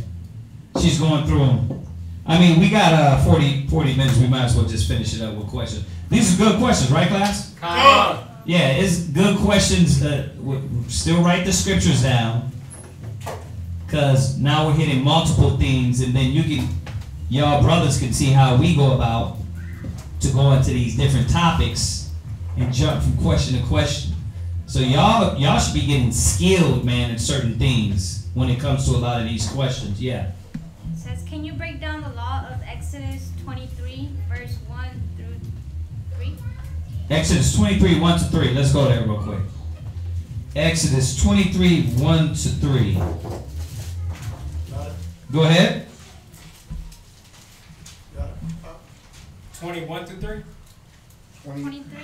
verse 1, 2 through 3. Yep. Con. Thou shalt not raise a false report, but not thine hand with the wicked to be unrighteous. Oh my God. Witness. No. Once again, good question. This is a very, very good question, especially during this time. We were talking about this the other day about talebearers and about false accusers. Like, I don't know what's going on over in that camp. I don't care if they make a video about it, right? That's one-sided. And I had to learn this over time, that the scriptures say when you counsel, you got to get both parties, right? God. Everybody, they make videos, and y'all know, if you don't know who they are, they're out in this other camp now, and you know, one of the big camps, and brothers are accusing them of all this and all that. First of all, I don't know if that's true. I don't know if it's not true, right? But see, what we got online is that people don't care about the law. That's why we were saying the same thing, like, you don't know what's going on over there. You don't know what's going on over here. You weren't in the middle of that. You weren't there. Were you in that council when they had that council? No. So I don't give a damn if somebody get online and tells you one part of the story. That's not how you judge. That's their story. You're supposed to have both parties be able to speak on that, and then a man judges. Y'all get this? God. So you can't just leave like that. Somebody pick up where he's at. God. Listen, when you see the brother having the scripture, he walks out, you got to jump up. So very, very good scripture, and I know I jumped way ahead without breaking it down, but this is self-explanatory. Read it again. Thou shalt not raise a false report. Put not thine hand. Thou shalt not raise a false report. You don't supposed to raise false reports about brothers, about sisters, people you don't know. I don't care if they throw it online. You don't know. You know what a troll is? A troll is the new word for talebearer. You understand that? God. Y'all don't know what's going on. Y'all got to understand this, and I'm saying this for our school because there's a lot of hearsay, this school, that school, probably in here too. I don't know. I stay offline. Somebody probably said something bad about us, right? But you won't know the story unless you were there. Y'all get this? God. Don't raise a false report. Y'all get this? God. Go ahead. Put not thine hand with the wicked to be an unrighteous witness. Right. You see that? Meaning that you get online with them, and I'm using the online. We can bring it into our environment. You can bring it into any environment. But online is what's reality to a lot of people now. And you don't see what you're doing when you're feeding negative to other people about people you don't know about. You see that? You don't know. It ain't like Jay-Z and Will Smith and all these cats. You see him promoting drugs, homosexuality, but you don't see that with brothers. You don't know what went on in there. This one dude could just be making it all up. He can be lying. He can be telling the truth. You don't know because you're not a judge. You're supposed to sit people down and say, okay, you got a problem? You had a problem with him? Okay, sit down. Let's talk. Let's see what the problem is. But you're not going to do that. So why are you opening up your mouth against it? Why are you trying to judge and say who's righteous and who's wicked? We know the one-sided way might sound, say, oh damn, that's off. They shouldn't be doing that, right? God. But do you know if that's how it happened? Every time I get on the phone with couples, you got a brother get on the phone and tell me, yeah man, she's wicked, she's off, brother. I don't know what's wrong with her. And then she get on the phone and be like, well, because he's smoking weed, he's smoking cigarettes, this nigga punches me in my face. And it's like, But bruh, you left that out. Why you didn't tell? Why you didn't tell us that you was doing all that wickedness? Why? Because you want to make it look right in your way, but you're not telling us you're excessive, you're loud, you're crazy. This is what we deal with all the time. Like, and I learned this for myself because I started realizing, wait a minute, she's like this. Well, then I had to ask questions. Go there real quick. Hold that. Go to Ecclesiastes 11 and 7. Yeah, I know you got like an onslaught just even on that of turbo scriptures waiting to fly in the spirit of Hamashiach. This is a good one, man. Because we're not promoting, and we shouldn't be a part of that. If you got internal things happening in that school, let them deal with that. You see what I'm saying? Don't feed into that.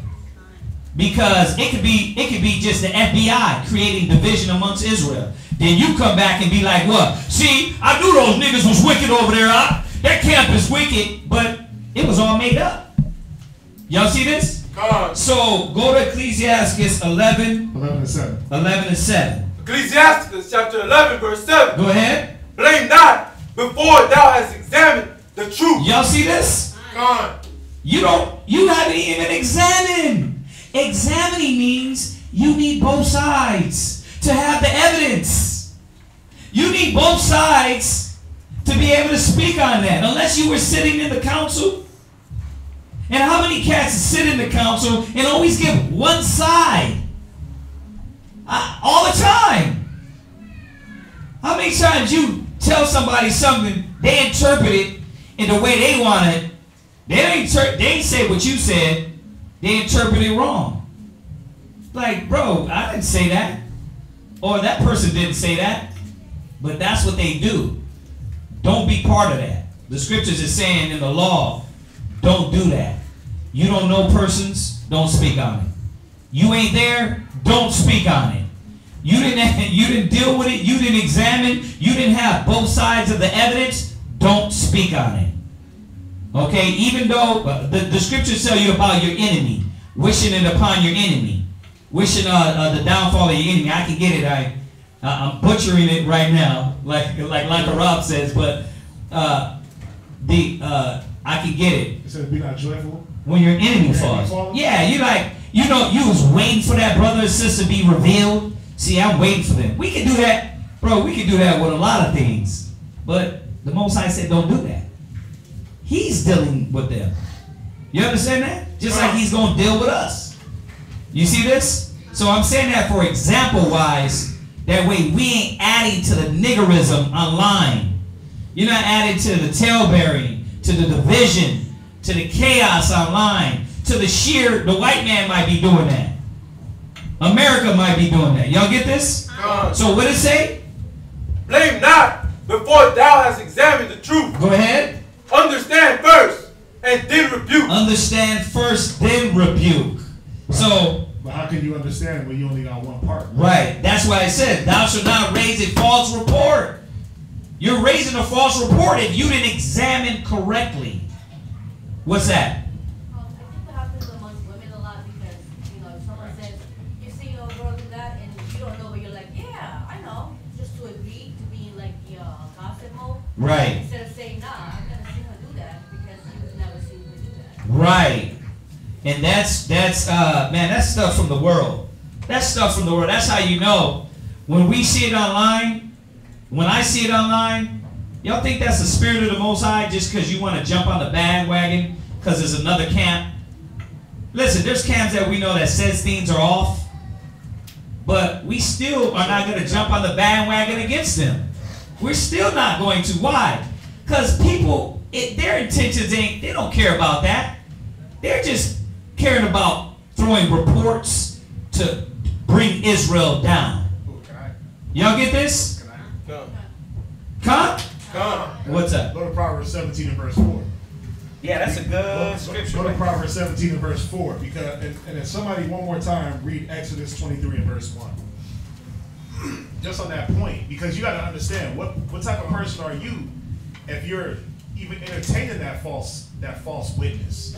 Read Exodus 23 verse 1. Exodus 23 verse 1. Thou shalt not raise a false report. Right, so we're not supposed to raise a false report. Go ahead. Put not thine hand with the wicked to be an unrighteous witness. Right, you ain't supposed to be throwing in your input like, yeah, you're right. And you jump online and you do your video, or you listen to the sister, and then you like, yeah, you know what? You're right, that sister is off. And then you add your input, and next thing you know, you got a whole counsel about the sister, but she ain't there. What type of person are you? Proverbs 17 and verse 4. Proverbs chapter 17 verse 4. A wicked doer. A what? Wicked doer. Come on. Giving heed to false lips. Yeah, a wicked doer giving heed to false lips, to these false reports, to these false reports. Yeah, excuse me. Tale-bearing. Yeah, tale-bearing, slanderous. Read it one more time, and then somebody else give me Proverbs 16 and verse 9. Where was that one? Proverbs 17 and verse 4. Read. A wicked doer. A what? Wicked doer. Remember, this is a wicked doer. So you got to ask yourself, are you a wicked doer? Because if you were doing righteous, you wouldn't even be caught up in somebody's business. First off, if you were being righteous, you would understand. Let me not blame before I got both sides. Like, we do a lot of counseling over the phone. We do a lot of counsel with brothers. And yes, they do hit us with my ribbons off, this. Yeah. But then it's like, well, we got to get both sides. Let's come together and get both sides. Or we try to give counsel that is not going to put one against the other and say, yeah, she's off, she's wicked, she's this, she's that. We try to make the counsels general. Because we don't want to just sit there and take just one side. It says examine first. Go to Proverbs 16 and verse 9. God. A man's heart deceit. Excuse me, Proverbs 6 and 9. My bad, Proverbs 6 and verse 9. Con. Go ahead. How long will thou sleep, O sluggard? 6 and 19. I'm sorry. That's my fault. Proverbs 6 and verse 19. Con. A false witness. A what? A false witness. Come on. That speaketh lies. That speaketh lies, read. And he that soweth discord among brethren. Oh, right? You got to read up in there. I was just reading this today. Let's read up. Yeah, you got to read up. Because that. Ooh. Proverbs 6 and. Right. I'm at 19, so let me get yeah, you got to read up a little bit. Because this is the type of. Yeah. Mm-hmm. Yeah. Verse 16. Verse 16. Yeah. God. Ooh. These 6 things doeth the Lord hate. Come on. No, wait, listen. I'm sorry. Jump up to verse 12. God. A naughty person, a wicked man, walking with a forward mouth. Right. So showing you that a wicked person walking with a forward mouth. This is what we gotta watch it ourselves. We gotta not partake into with others. Walking with a forward mouth, that wicked mouth, that wicked tongue, right? Always accusing somebody or always got something to say negative against somebody. Right. Leave it alone. Go ahead. He winketh with his eyes. He speaketh with his feet. Right. He teacheth with his fingers. Watch what you're partaking in. Because everybody's intentions ain't just to be, they're not pure. They might out somebody from this camp or that camp, but it ain't pure. Y'all get this? God. A lot of people might do it because out of anger, out of emotions. I've seen it done many of times out of just emotions. Like brothers weren't even sitting in the council. Oh, I tell you, I knew that brother was like, you weren't even there. You don't even know what happened. So why are you speaking on that? In the law, it tells you don't raise a false report. You don't supposed to. That's why we be going off on all these Hebrew Israelites that claim they be following the law. They really put all their chips in one basket on the Sabbath. As soon as they follow the Sabbath, they pure Hebrews. But all these other laws, it's like, nah, I'm not going to pay attention to these things. We got to recognize that it's filthy, man. And you see what it's doing to our people now. What is it doing to the nation now? Dividing, right? It's going to go down and tell us. Jump down to verse 16. God, these 6 things doeth the Lord hate. Right. Yea, 7 are an abomination unto him. Yeah, go ahead. A proud look. A what? A proud look. Yeah, the Most High hates that pride. And and that look that comes along with it, that haughty spirit, that lifted up head, you lifted above the clouds. Go ahead. A lying tongue. A what? A lying tongue. Yeah, because with those lies comes that slander. And that slander, think about it, you accuse a person of something, or you bring up a false report. That could be that person's death or demise. Think about how many people have been falsely accused. Like, I was listening about, they did that Michael Jackson documentary, right? And the witness that's in the documentary, he went on the stand back in the days and said that Michael ain't touch him or whatever. But now, what is he doing? He's saying like, yeah, he touched me, he molested me. He got paid, he got his money. But how can you believe that? Who knows which way is false? Either one of them, he's lying. He's lying on one pendulum, but how do you know which one? And if he's lying, saying that he did it and he did it, look at what he's doing to this man's legacy. Yeah. I mean, it's already stained, but that's just a good example to show that, it's hard to believe these people. Go ahead. And hands that shed innocent blood. See, all these things go hand in hand. That's why the Most High hates them. Yeah, because listen, you can give somebody to death. Yeah. Because you put a slander, you said something. That's why you got to know what you're doing. You got to know how serious it is. But that's why I like the scriptures, because it comes back and tells you that you can't accuse a man without 2 or 3 witnesses. It got to be 2 or 3 witnesses, but then that's why it goes in and shows you a wicked man. You're gonna be in cohorts. Right. So liar. Yeah. So you see that, right? You might see that video that pop up. The reason why such and such left such and such. Right. That's between them. All of them putting their business on the dang internet like it's a soap opera. That's between them. But like you said, it comes from a lot of hurt. It comes from it never comes from a place of let's get true justice. Right. For whatever happened. It really comes from a place of, well, they did this to me, so now I gotta show it. I gotta expose it. This was done to me and I feel like it was wrong, so now I gotta expose it. Which it could be. It could be, but nobody's there to really make the correct judgment to say, oh yeah, that's the way it went. Right. Or you know what? That's not what he said. That's the way you interpreted what he said. Right? It happens all the time. We know that because it happens to us all the time. You deal with brothers and sisters. You say something, they get offended. It's like, well, that's not how we meant it. No matter how good we be trying to be with how we speak, that brother or sister, because I'm saying that to say, we try to watch the way we talk, right? That don't work. It don't work. Why? Because this brother or that sister, oh, you offended me. It works like that. Some are offended outside of they don't believe in the truth and they get offended. So you got 2 different dynamics in here. Sometimes you can be offended because the brother said it the wrong way, right? Then sometimes they're offended because they don't want to bear witness to the truth, right? But the only ones that's going to determine it is the ones that's dealing with it. Now you get all this leaked to the internet. Who are you to say, or who else to say and make a judgment on this? It don't make any sense. So, y'all see this? You know what the law says. Now you're getting the wisdom on how to think. That way you don't be part of that. What you got? Oh no, read down. Finish off, yeah, read down. And heart that deviseth wicked imaginations. Feet that be swift in running to mischief. There you go. There you go. They all, like he said, and I said, they go all hand in hand. Yeah. That proud look, like, yeah, I got him. See, I was waiting. Like, yeah, I was waiting for the brother to come out and start revealing these brothers. Right, and then all the false accusation, the lying lips, the hands that shed blood, and now you just run to that mischief. Yeah. You be the first one that run to the post. Yeah, you be the first one that go through the comments. Right? You be the first one with that drama. Why? Because really, in essence, you waited for them to fall. I'm not hoping any of our brothers or sisters fall. Let's think about this. Israel's on the rise. There's some discrepancies with doctrine, but they still Israel. And in essence, we all need to be moving up.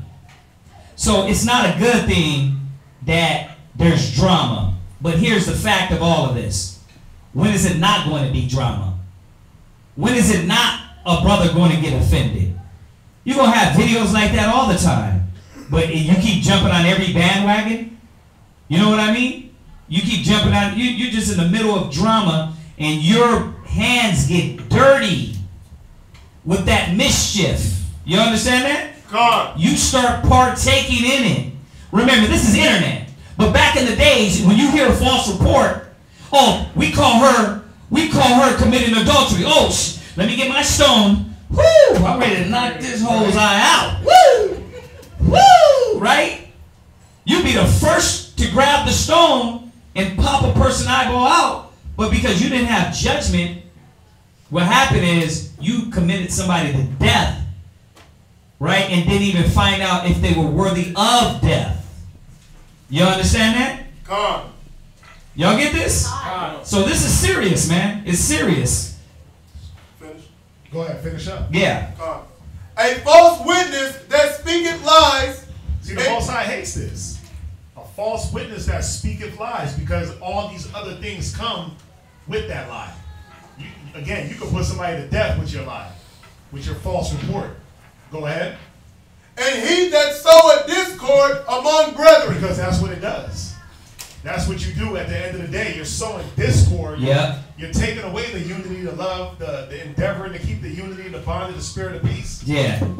You're subverting households. Yeah. Because the simple fact is there's going to be drama in every school. Every school. Everybody that's trying to get right, you're going to have things that clash. No matter, especially when you get big. Especially when you get big. Why? What did Moses say? Go get officers, hundreds, tens, thousands. Why? Because there was so much drama in Israel. Like, I can't deal with this all by myself. Remember what his grandfather told him? Or his father-in-law told him? Like, go get officers, hundreds, tens, thousands, so they can deal with these little things. Because building a nation is going to take that. Don't be naive. It ain't going to be perfect. If you're thinking like that, bro, you're going to come in here and get offended quick as hell. And then you're going to be gone. So it takes work to build a nation. Right? You finish with that. Go to Proverbs 10 and, this one is Proverbs 10 and 18. I'm sorry. God. Woo! Proverbs chapter 10, verse 18. Uh-huh. He that hideth hatred with lying lips. He that what? Hideth hatred with lying lips. You know you lied on this person, but you had some hate in you. You had some hate for this camp, that brother, that sister. The Most High is not with that. These are the scriptures that pop in my head when I be thinking. So I gotta get my mind right. I'm like, okay, yeah, this is coming out because the Most High wants to check this part. But not because it's hate or, oh, you know what? Yeah, I can't wait till they fall. I can't wait till this sister falls or this brother falls. You're hiding hatred. You're waiting for the opportunity for that brother or sister to crumble. That's the false report. Listen, I know we're not even in the second verse, but this is important, man. This is important for y'all to understand. Don't do this. Go ahead. God. Uh-huh. In the multitude of the words, there went... No, finish it. Where you at? 10 and 18. Salaki. And he that uttereth a slander is a fool. Right. And he that uttereth a slander is a fool. Yeah, that's cold. He that hideth hatred with lying lips. How many brothers, how many sisters like just sit back and wait for the opportunity? You know what I mean? You see, finally got her. She fell. Oh, Mrs. High HBIC. I've been waiting for this. Yep. It's like, dang. Then you be looking, you be like, whoo. Like, really? That's how you feel about me, huh? That's how you feel? But that just shows bad character for the individual that does that. You understand that? God. Yeah. No, go ahead. or even you feel some ill way about a person. Yeah. And create a lie to make them. Oh, that's a whole nother level. You create a lie. So he that hideth hatred with lying lips. It's like I'm not going to openly show you how much I hate you, but I'm going to lie on you. I'm going to bring up that false report. That's why it says, and he that uttereth a slander is a fool. Because now I'm a slanderer person. I'm going to talk something against him that's not real, because there is hate in me. But instead of showing my direct hate, I'm going to disguise it in a lie. Yeah. I'm going to disguise it in a false report. Man, you saw what such and such did? Right. But such and such did this to me. Yeah. But they didn't really do that to you, but in your hate, you know what's going to happen to them. Yeah. The hate, you got so much hate, you know that once you utter that slander, that it's going to get checked. Once you accuse that priest of sleeping with the congregation, what's going to happen? He's going to get taken down. Or you accuse a man of stealing that's in a high power. Yeah. But because of the hate that you have for him. Just the lie itself can. Yeah. Almost, because the Most High will save the righteous from false lips. God. You understand? Because if you're doing right, it don't matter. It don't matter. Somebody can lie on you, that it'll bounce right off. Nah, I was there. Nope, that ain't that brother. That ain't that sister. Nah, she don't deal like that. You can have 10, 20 people. Nah, did you see that? You know what I mean? Were you there? Because that's how I'm asking now. I'm like, were you even there? Because you added in these comments. You know what I mean? You can feel the hate through the comments. Oh, yeah. It's like, there's some personal vendetta you got on here.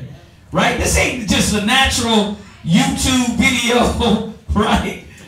That's hatred, man. Go back to Exodus.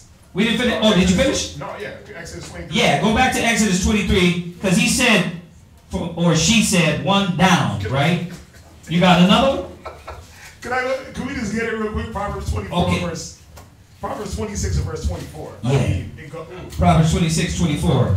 Proverbs right. 26 and verse 20. Yeah, I was going to go there, but I was like, leave it. But yeah. No. Go ahead, Johnny. Proverbs chapter 26, verse 24. Go ahead. He that hated dissembleth with his lips. He that what? He that hated dissembleth with his lips. How? Because I'm not going to, I just said it earlier, I'm not going to openly show you my hate. I'm going to disguise it in lies. I'm going to disassemble with the lips. Go ahead. And lay up deceit within him. Yeah, time and time you lay up that deceit. You lay up the way that you're going to bring this man's downfall. You conjure up a plan, an elaborate scheme to seek for your sister to fall, your brother to fall. You hide them lies in you. Go ahead. When he speaketh fair, believe him not. When he what? When he speaketh fair, believe him not. Yeah, you can't believe. This is nasty. Yeah. You can't, listen, you got people that will come, and they'll come with that fair speech. They'll come with, you know, they'll such and such did this to me, or such and such said this, and they'll talk with smooth words and bring a little emotion behind it. They might even drop a tear. But it says what? When he speaketh fair, believe him not. Come on. For there are 7 abominations in his heart. Yeah, because that deceit is laid up. There is one that hangeth his head down, but inwardly he's full of deceit. A lot of these people be like that online, man. It could be some plan, yeah, some plan to overthrow that brother or sister, and you don't know. And you don't know. You go ahead, dude. Go ahead, finish it up. Whose hatred is covered by deceit. Yeah, that deceitfulness of the tongue, the way he carries himself, the way he presents things. The hatred is covered by deceit. Go ahead. His wickedness shall be shown before the whole congregation. Yeah, the Most High is going to end up bringing that out. Because we said it earlier, the Most High is going to defend the righteous. Truthfully, we just hit on all of that, all the way down. Read down, go back to Exodus 23, 1 and 2. Read the second verse. We edified on it anyway. Read that. Verse 2. Thou shalt not follow a multitude to do evil. There you go. Yeah. So, there you go. You shouldn't follow a multitude to go do evil. I mean, all right, it start talking about counsel and terror bearing. Obviously, y'all know if these cats is committing whoredom, don't follow them. I'm not going to run with the drug dealers. I mean, that should be the basic understanding of the scripture, right? I'm not following wicked to go do it. But if you look at what he's saying is that from the beginning, from verse 1, It's about you're not really even judging, right? You're getting involved with things that you haven't even asked questions about, and you running with this multitude, and it's to do something wicked. It's not righteous. Go ahead. Neither shalt thou speak in a cause to decline after meeting to rest judgment. Right. So you see that? So when the judgment is supposed to be put out, when you are supposed to speak on something, it's supposed to be right. Not to add, not some hidden hatred, not some hidden agenda. Right? Because remember, how you judge, that judgment is going to be meant to you. So when you go online and you start feeding into all that stuff, that's going to come right back on you. The Most High is going to say, okay, that's what type of person you are? He said, to the froward, I will be froward. So you want to be like that? I'm going to deal with you like that. So what else we got? We only got a few more minutes. Go ahead. Having proper confidence and boldness is a necessity. With that said, is a level of confidence that our more combative, street-speaking brothers regularly display of a proper form? It just seems so counterproductive to be overly offensive towards our brothers and sisters who are not yet awake or aware. You know, it's funny. I don't know if y'all heard her online. Read that one she just read online, because I want to speak on this too, because I just got off the phone with Yeshaya just on this one right here. Read that one online so they can see what question we're addressing. Sometimes when you're, like, they can't hear if you're... It says, having proper confidence and boldness is a necessity. Right, true. It is a necessity. It's like confidence and the Most High, in the Spirit. But putting aside what you got to be strategic in putting aside your emotions and letting the scriptures fly. Because you can see that too. When cats get invested in start pointing out people, calling people names. Christ didn't do that.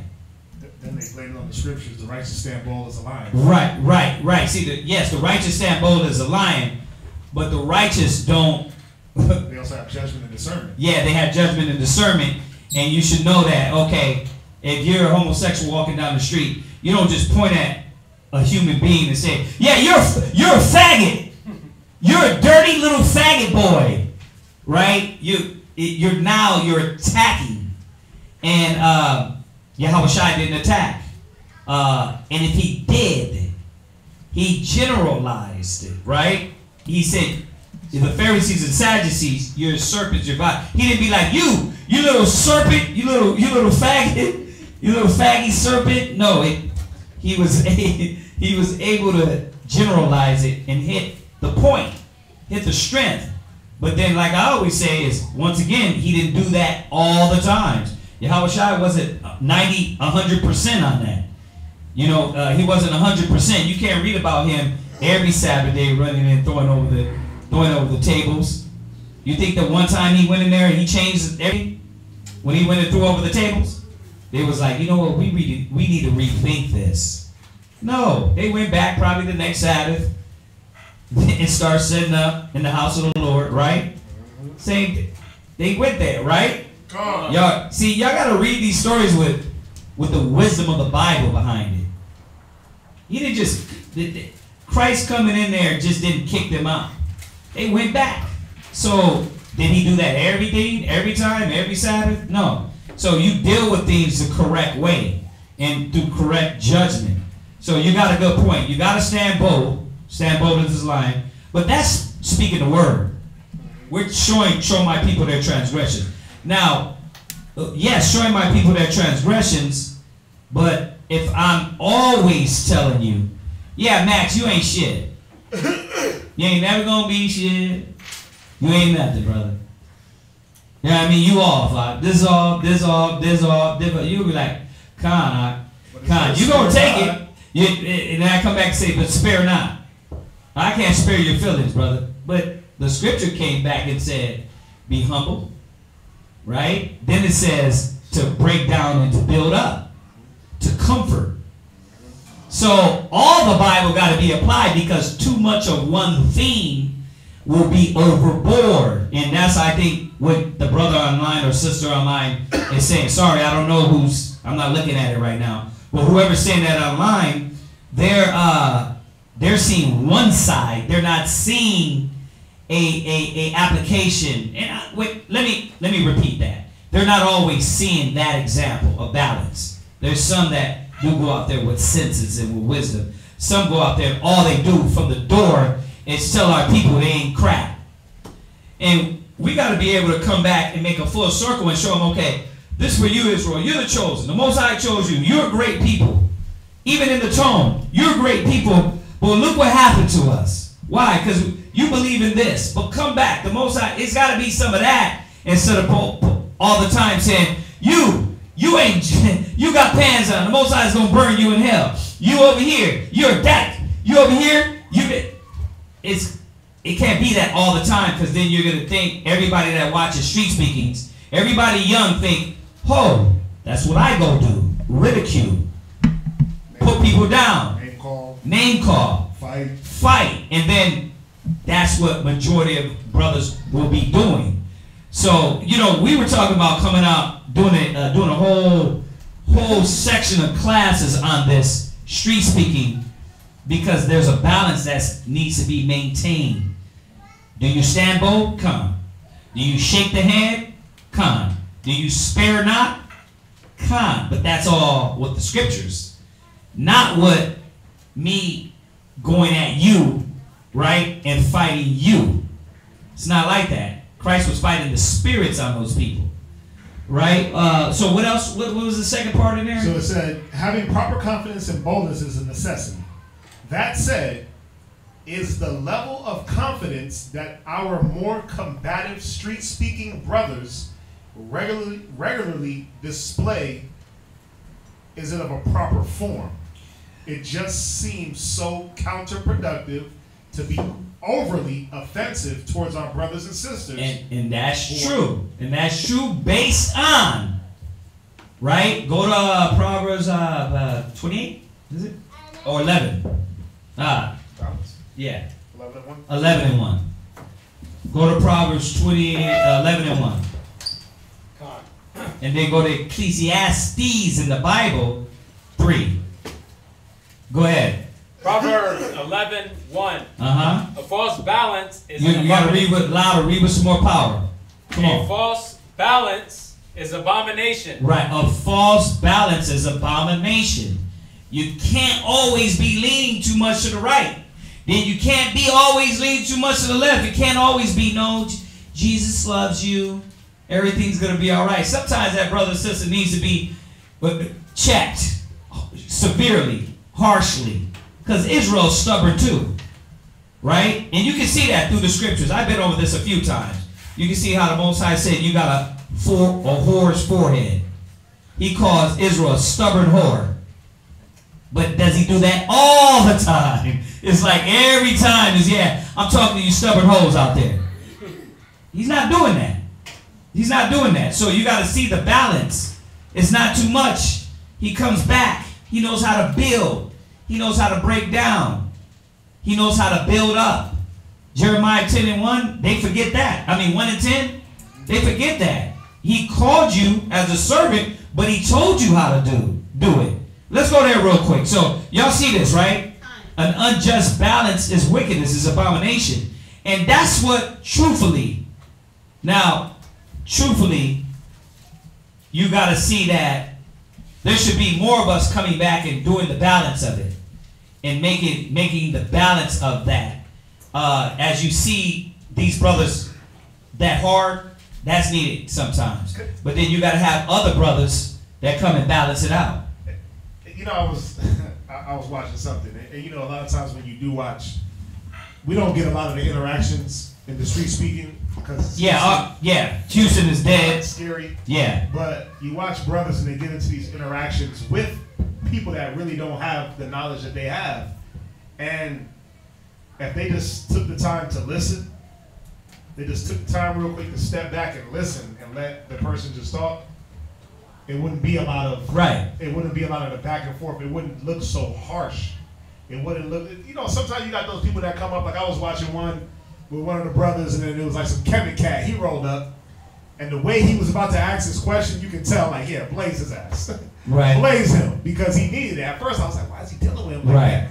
But then you see the spirit on him was subtle. He was trying to come in and sneak his way in, so he was getting him from the jump. But then sometimes it don't be necessary. Sometimes you gotta let a person just talk. Right. And then you'll see like, oh, well, their intentions weren't bad. They weren't trying to be sneaky and conniving. Yeah. They were really trying to ask a question, and if I just let them get the question off, right, then I would know how to answer them. We just read it. Examine first, then rebuke. Examine first, and then rebuke. If you're already cocked and loaded, hitting them with the shotgun right when they come up, you don't even know what their scriptures to place them before you don't know what their intentions are. And I like where you're about to go with the Jeremiah and with the Ecclesiasticus. Yeah. I'm gonna just read this real quick, just to throw it in there. Colossians 4 verse 5. It says, "Walk in wisdom towards them that are without." Right. Redeeming the time. What is the wisdom? It's really about discernment. Yeah. It's really about let me examine first and then rebuke. Yeah. Let me know how to answer this person. That way I'm not offending. Yeah. That way I'm not. Listen, Isaiah 58:1 can't be. That can't be your mode all the time. Like cry loud, spare not. Right. Now, if y'all think we're too soft, or you're thinking, oh, cause y'all, we got cats that try to come at us like that. I grew up in New York. While they were even in their dad's sack thinking about a street speaking, we used to get it, hours. But the thing is that go look at the old elders. Right. Go to Daily Motion and look all the old school elders and show me one video where they're cursing up a storm, where they're knocking niggas out. Show me that. Show me the old elders doing that. Now, did they cut America? Yes. Did they cut Israel? Yes. But did they always do that? Not all the time. Yeah, they rebuked sharply. They rebuked sharply, but you can see there was a professionalism behind what they did. Go look at those old 1990 and before. You'll start seeing, wait a minute, where did these guys get this from?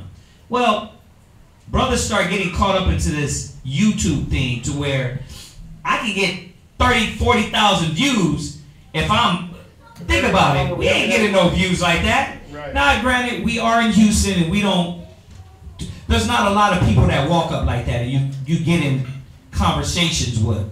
But still, there's no way, because people want controversy. You know what I mean? Such and such knocks out such and such. You see, even us, if we label our class controversy, if I put an image and thumbnail for this class, Kazaki knocked somebody out in class, I could just be speaking symbolic, right? But you know how many views we would get? Why? Because niggas love chaos. Israel loves controversy. The internet is based off on negative. So we get how many views they click on it. It's called clickbait, right? But that's what they want.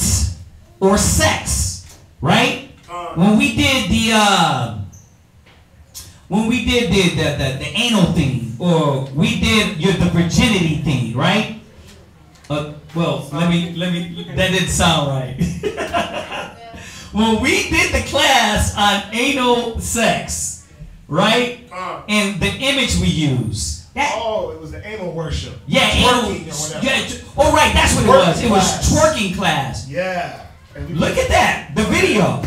We didn't go over nothing different. The thing is that they look at the image. Yep. That's what YouTube's about now. And a lot of these young brothers coming up, they're thinking, I gotta gain controversy. That's why we talked about vainglory and doing it for the wrong purpose. It's not about teaching, because teaching ain't all that exciting unless you're drunk, unless you're going back and forth with somebody and arguing with them. That's why, and I'm not saying that debating ain't necessary, but the street speakings go all far and beyond sometimes to cause controversy instead of just teaching somebody. So yeah, you're right. Whoever's asking this or saying this, you're totally right. But check this out. Read that. Jeremiah 1 and 10. Go ahead. Jeremiah chapter 1 verse 10.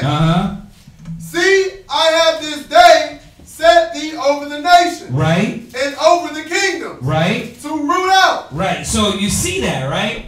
You know, in the verses above, he says he chose us from the beginning, from the womb, right? This is Israel. This is the chosen, the prophets. He chose you to be a prophet to the nations. Go ahead. And to pull down. And see, and that's what you do. We go out there, we root out, and we pull down what? The lies, the madness, the darkness. He said to take away the darkness from their eyes and give them light. Go ahead. And to destroy. See, and we do destroy. Pride, ego, the ideal of America. That's our job too. Go ahead. And even in that, it's not always a yelling and screaming way. Sometimes you got to do that more psychological approach. And sit on my couch and let me talk. There's not a lot of brothers and sisters doing that. There's not a lot of brothers doing that. How is Zabak? He does that, right? Yeah, he does that. They get a lot of back and forth and controversy because of where they're at. But he deals with it with professionalism. Yeah, he be ripping them apart. Yeah, he ripper. Yeah, he don't get emotional. He don't yell and scream. He only yells and scream if they yell and scream, try to yell over him. Right. Read the scripture louder, but it ain't really. It's always professional on his point. Right. So it's not everybody, but majority of these cats that ain't sat down and somebody told them, "Hey, you need to relax." But usually it's those brothers that are doing that stuff at home. They wilding out like that at home, right? So root out, break down. Go ahead. And to throw down. And to throw down, and that's what we do, throw down, right? We go out there and we're tearing down America. That needs to happen. Go ahead. To build. We got to do what? To build. So if I go out there with a class, or if I go out there telling Israel that they're wicked, why not go out there and tell Israel they're the chosen? You see that? What happened to the chosen class? What happened to the way you can deliver it? Because when you're a good teacher, the way you can deliver even a check can be the right way to be uplifting. So it's a skill. We're all learning it. But you're right. We got to get better at it to build. There's got to be a balance that's made there. Go ahead. And to plant. And to see, we plant, we build up, right? Even in here, the dynamic of it is, how do I get through to this brother and sister and let them know that all that stuff needs to be rooted out of them, but then be able to come back and show them what needs to be built in them. It's the process. You can't sew old cloth on new garment. So there's got to be a pulling out. And sometimes, yes, it is problems. It is turmoil. It is breaking. It is ripping. But not all the time. Because when you finally are pulling that out, then you can go ahead and build. So this is what we need to learn as a nation, you know, and I'm not saying we're the soul shining, bright camp that got it right. I'm not saying that. I'm saying that to say that we got to get it better, just like the question. Go ahead. Moreover, the word of the Lord came unto me, saying, Jeremiah. Okay, so that's it on that. Go to Ecclesiastes 3. Ecclesiastes 3. Some of y'all need to learn this in your household. Some of you sisters, brothers, need to know this in your household.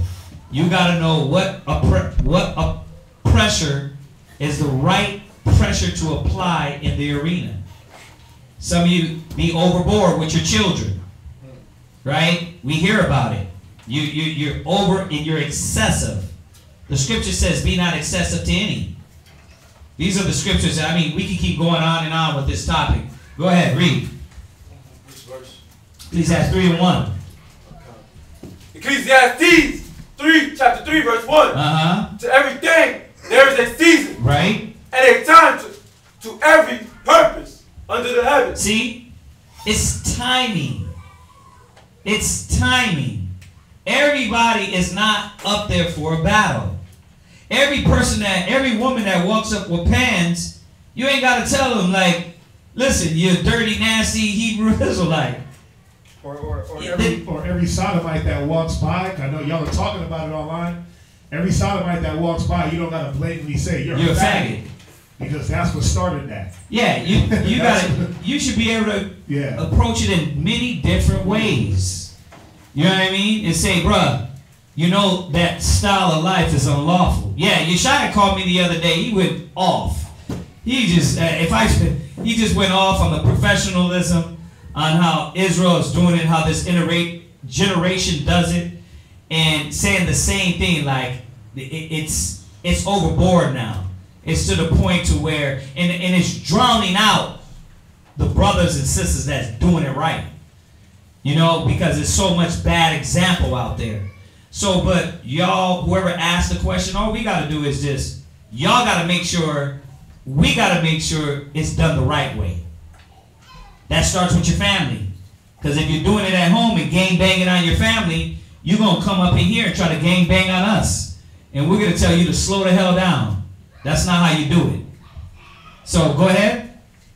A time to be born. Right? A time to die. So y'all get it. It goes down and tells you there's a time for everything. The skill in the teacher, the skill in the brother, the sister. You got to know how to deal with your kids. When's the time to punish?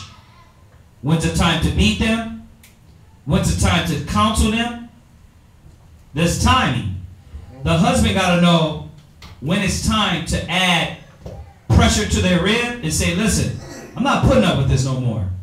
This has got to stop, right? Put his foot down, and then say, let me listen to you. Right now, you're really emotional. Go ahead, talk. I'm not going to say nothing. Let her vent. But there's times you might not let her do that all the time. Okay, that enough is enough. You're constantly doing this. You're constantly lashing out, yelling at me, getting emotional. You might have to answer a fool according to their folly. But then you might sometimes not answer a fool according to their folly. That's what the Bible says. Right? So it's timing in everything. And how do you get the timing? You ask me, well, Kazaki, when is it time? Discretion, the scriptures say, wisdom and discretion shall preserve you. You know what I mean? I would have to be there. I would have to be in that situation to be able to say, yeah, you can tell that was the wrong timing. But look at the outcome that you got from this. So those senses got to be exercised. Yeah, they got to be exercised. And that's why we in every school should have a training ground, a Hebrew academy, to be able to analyze a young brother and say, I can see how he deals with his rib. He's lashing out, yelling, hitting her with the F-bombs. You ain't this, you ain't that, cursing her out, hang it up. Definitely can't go street speaking. He definitely can't go street speaking. He ain't got no control. Or he could be all lovey-dovey. He could be all too toned down. Yeah, baby, yeah. It's whatever you like. Right? And then we gonna be like, oh, bro, we need to turn the fire up a little bit. Like, she didn't need baby this time. This is the 100th time you told her. So it's all balance that the wisdom gives us. So hopefully that answers that question. I know y'all might have a lot more, but class was over 12 minutes ago. So we're going to be back here in the morning for Shabbat morning class. We'll continue to answer your questions, hopefully in the spirit of the Most High in Christ that helped y'all out. Passover is coming up 4/21. Do we got any on the garments? We got Brother Lewis. He keeps asking on the trooper garments. No, they're coming up with that still. They're pricing all the garments. Okay. The right price. We don't want to charge them. Right. Remember, they don't want to charge. We're looking at things, getting things in bulk. It's better on everybody. So it'd be cheaper. It's way cheaper when we buy things in bulk. So bear with us on that. It's gonna get done, and these sisters are efficient. They've been doing this for a lot of years, so they know when it gotta go down, and they can't procrastinate dealing with the garments and with everything that goes on with the Passover. So bear with us on that. All right. So if that's it, did we have a lot more questions on there? No? Okay. All right. So if that's it, let's salute everybody. Say shalom, y'all. Shalom. Shalom. We'll see y'all in the morning.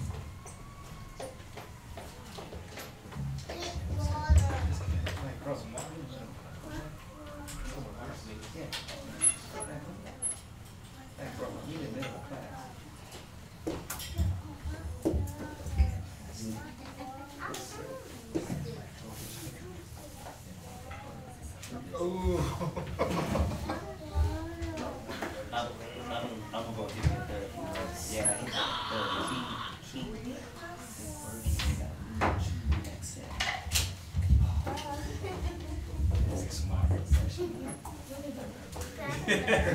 bro, that was like, but I feel like my whole throat is in my face, yeah. I imagine we're putting out, put down, rise and face east.